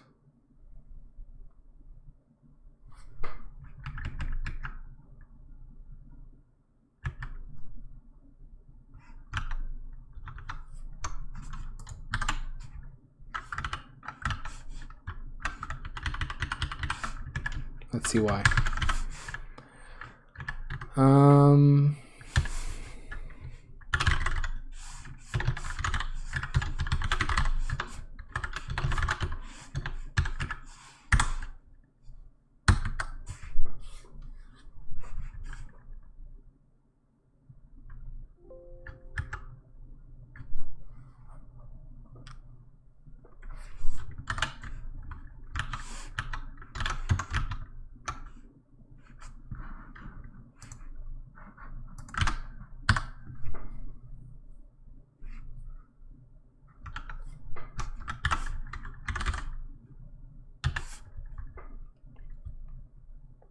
Okay. So there's my argv. Let's get back into our debugger here. Argv DAP.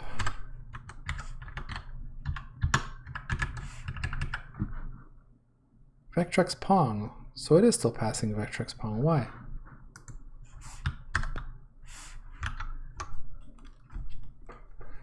Let me see something. Is it because it doesn't respect this being in comments?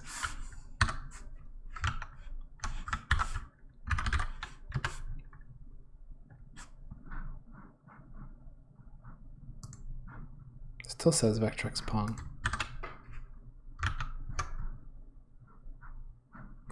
Oh, I know why. I know why. It's because VS Code has not reloaded this extension. So I need to do a reload window. And then it's going to say, oh, the extension has changed, and then it'll probably ask me to reload again or something. Sometimes it does that. See, extensions have been modified on disk, so then it reloads again. There's probably a way to like tell it, hey, you know, this extension's dirty, or force this extension to reload. I don't know. But anyway, looks like the double reload does the trick. So if I hit F5, attach with Vectrexy,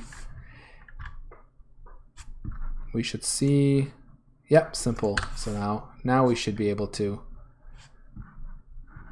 debug. No? Unknown source.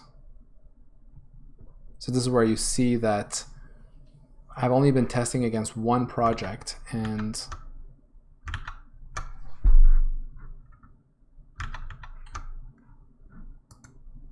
it's stuck at main, but it doesn't know where main is. Unknown source.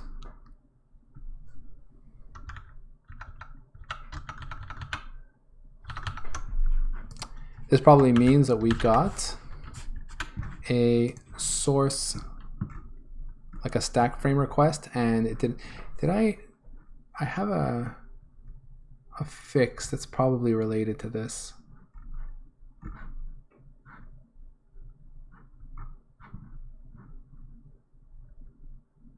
Yes, I think I know what this is. I actually I tried this on my laptop and had a problem. So let me just see if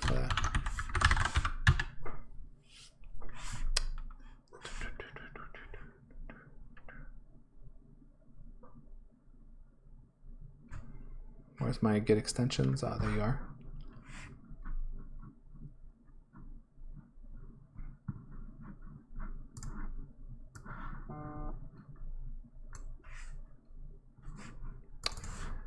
Let's see. Oh no, I have that fix. So I thought it was this.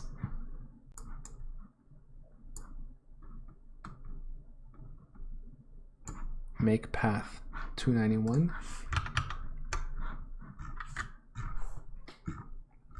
So that's for setting breakpoints, but maybe I need it elsewhere. 291. Oh, I've changed this code a bit. Make path, here it is. Yeah, so I had to write a stupid function called make path because on Windows, paths are not case sensitive, but what ends up happening is that VS Code will sometimes send the wrong casing, like upper or lowercase, for the drive letter, and it'll be mismatched with, it could send like two different drive letters, like two different casings, depending on the situation. So like the file that it tells me it wants to debug might have a different case for the drive letter. So I need to do some kind of hacky, if I'm on Windows, grab the drive letter and just make it always lowercase. But that's not what's happening here, I think, but maybe it is. Let me put a breakpoint in there and see what's happening. Because now it is loading the correct ROM, but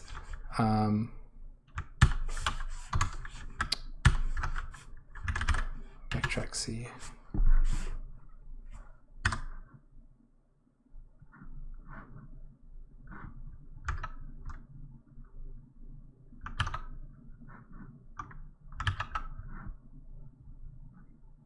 No set breakpoint request.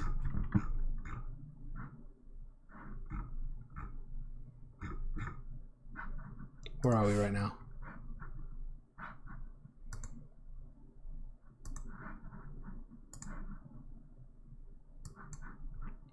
We are rendering.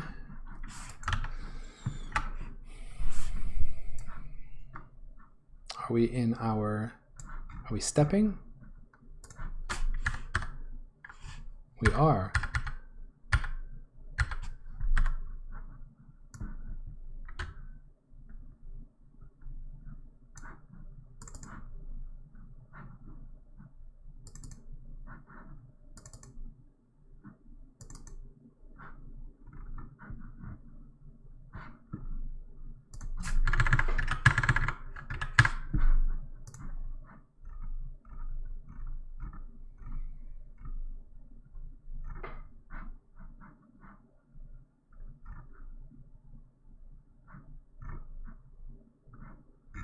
Why am I not getting this?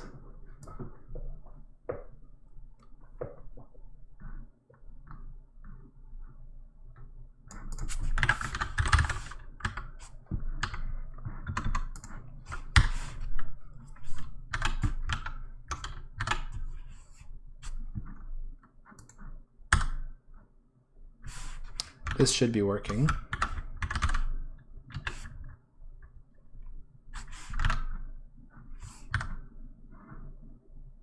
Okay, so here's wait DAP. I have a main symbol, it's got an address. I added internal breakpoints.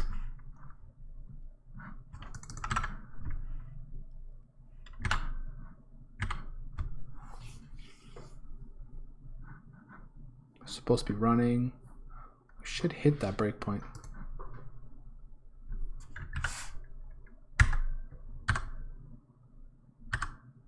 Here we are. So break into debugger should send that the debugger has hit. So this is cool. So it's going to say, that's why we stop. But then, okay, I think I'll put a breakpoint in the frame request. Just want to see, well, okay, that's the breakpoint request. Must be the frame request, it's not working. Stack trace request, this guy here. Okay, here we are. So I've got my call stack.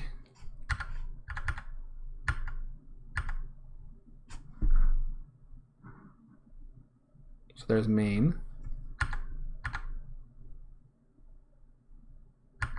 So just, oh, what's that? No location. Huh.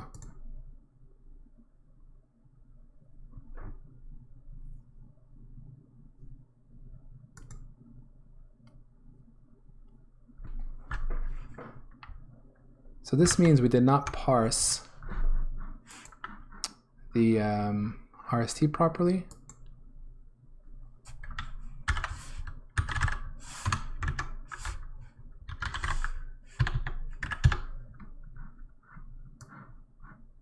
Oh, it's already here.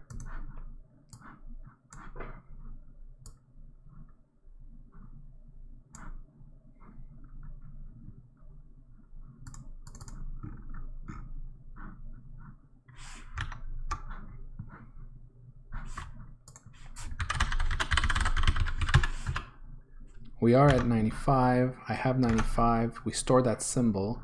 How is it that I don't have a source location? Am I missing the stab for that? I have these. These are all here. Stab D68s. But the line numbers and everything.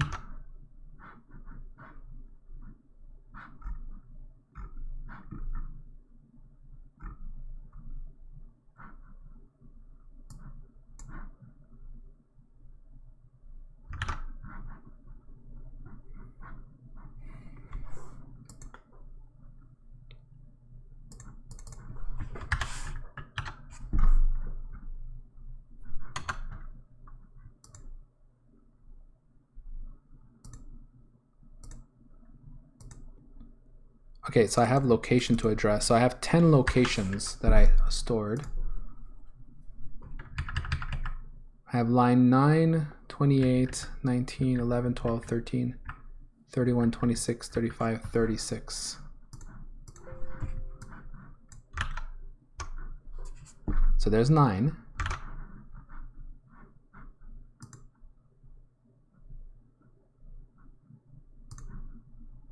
Yet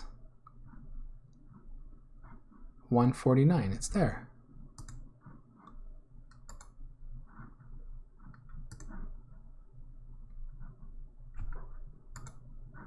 Okay.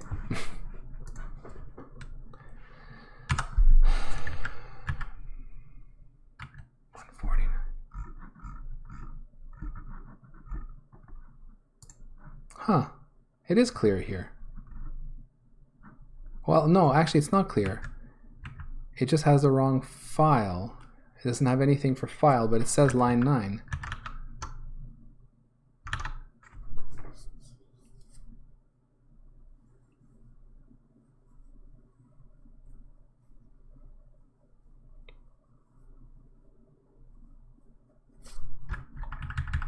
Same thing for here. I've seen this before. Why am I getting an empty file? This must be paths again.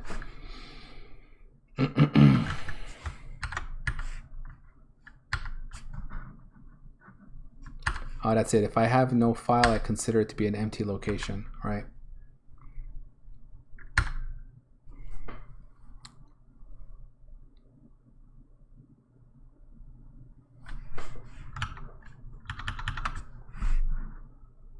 Okay. Let's see. Here. Parse line instructions. Collect source locations while we match instruction lines. Add source location. So it's really here.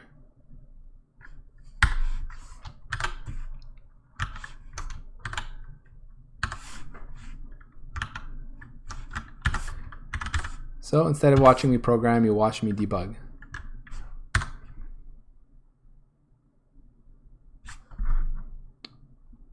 Okay, so there is a line 950095. What is that? Hey, what happened to this line?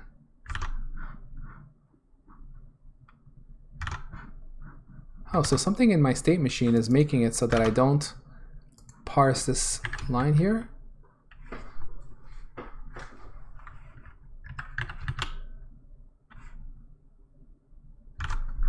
Wait.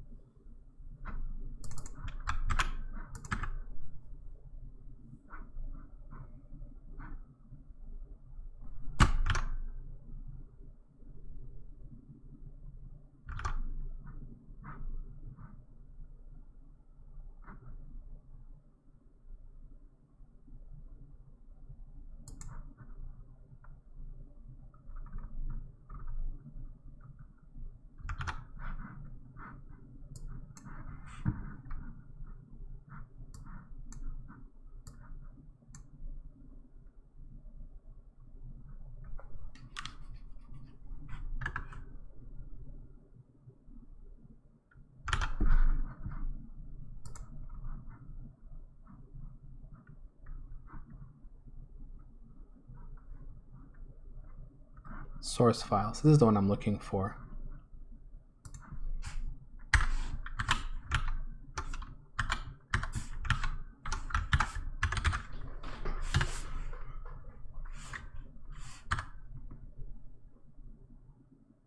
Oh, I never hit it.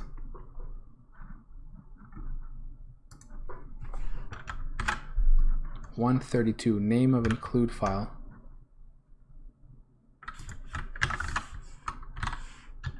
Oh, it's true, there is no 132. Huh. Oh, so what's this? What's 100? This is different.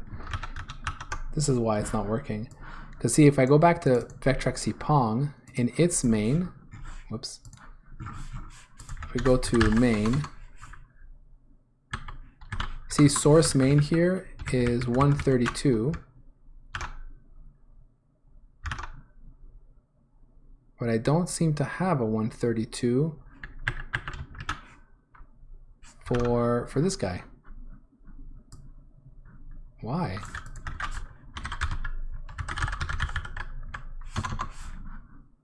That's so messed up.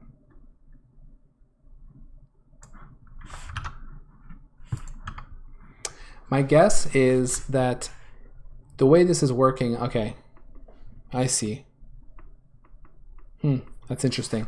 So because I have other files that are included in this project in Vectrex Pong, it says, oh, well, there are multiple files that I'm going to be describing the stabs for. And so just because of that, it's going to actually put an entry for each file like this.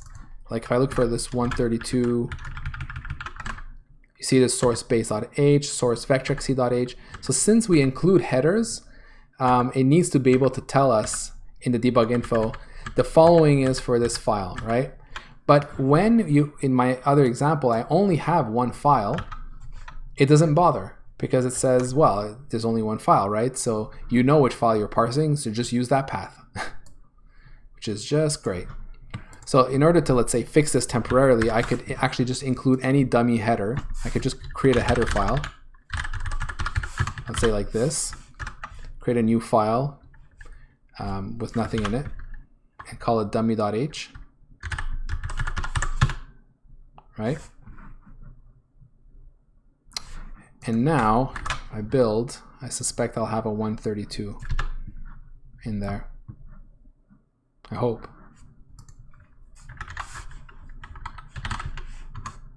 Or maybe it's smart enough to know there's nothing in here, so let's put something. I don't know. Let's put an int. Let's put a function. There we go. And it returns 42. Again, I'm still guessing here, but let's just see. Ah, there we go. See, source dummy.h, because it actually has something in there, and then finally source main.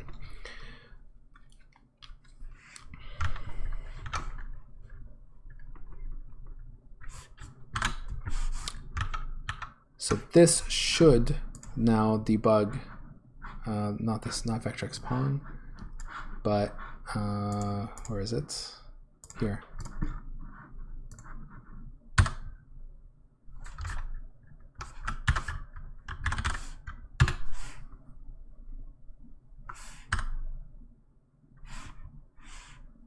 See, now we're matching source files, so all of this is going to work.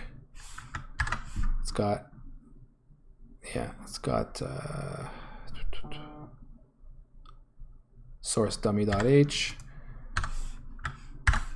Take all this off. There we go. Yay! So we can debug this now. Beautiful. So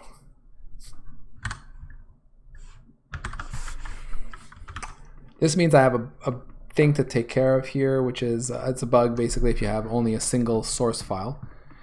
So let me make a note of that.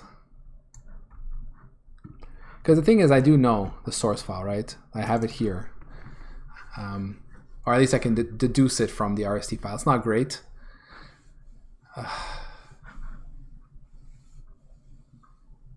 Yeah, definitely not great, because I don't really know the source file. Because for one thing, the location of the RST file is not necessarily next to the source file. It does have the same prefix, right? It'll be main.rst, so I know it's main.cpp, but I don't know it's under source, right?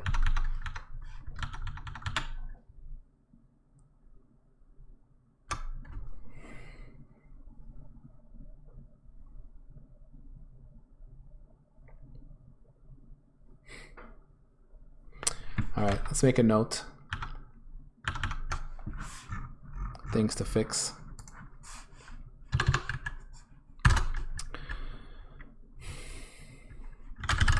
Yeah, Bama, it's complex.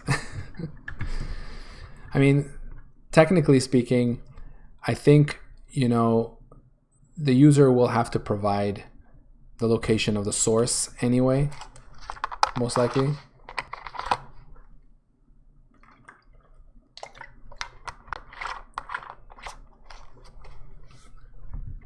But still, so I'm going to say here RST for a single compiled CPP file with no includes doesn't output a, what was it again?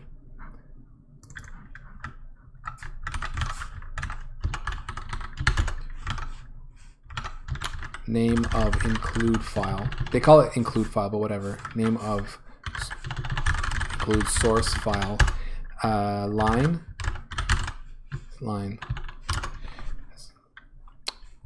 I suppose they assume that if there's no other files, if there are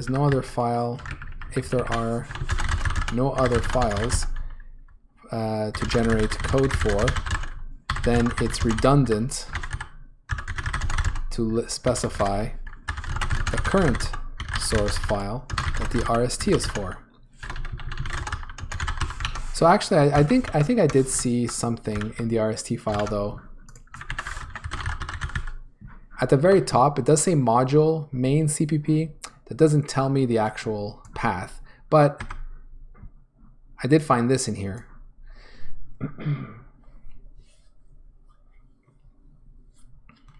So, you know, again, this is not necessarily going to be passed in, right? What a mess.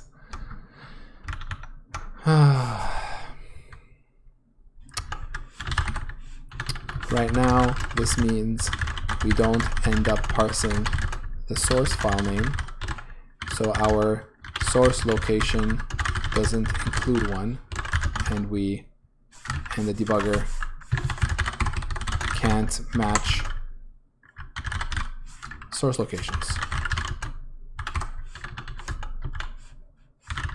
Can't step, can't set breakpoints, etc. Not sure how to fix. Some ideas.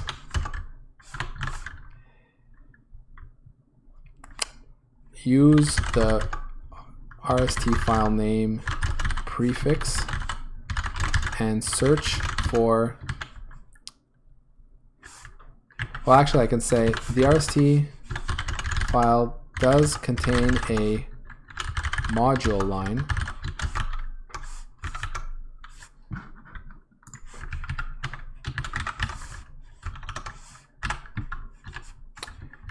Maybe look for the module name in current directory or in RST's directory. If not found, then in source, etc.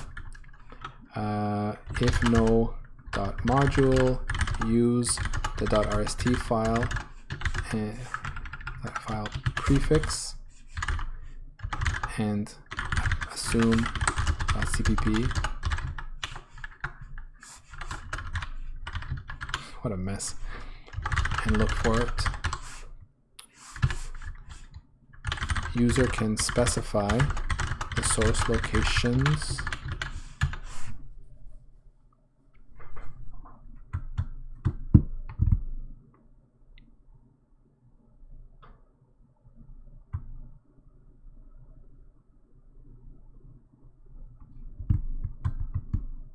yeah, something like that.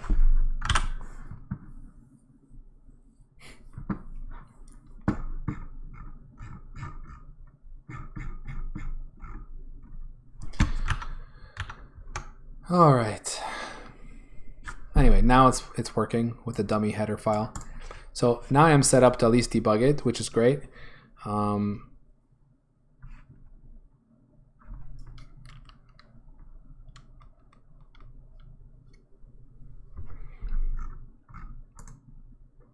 Yeah. So guys, I think I'm gonna stop here. It's 11:20.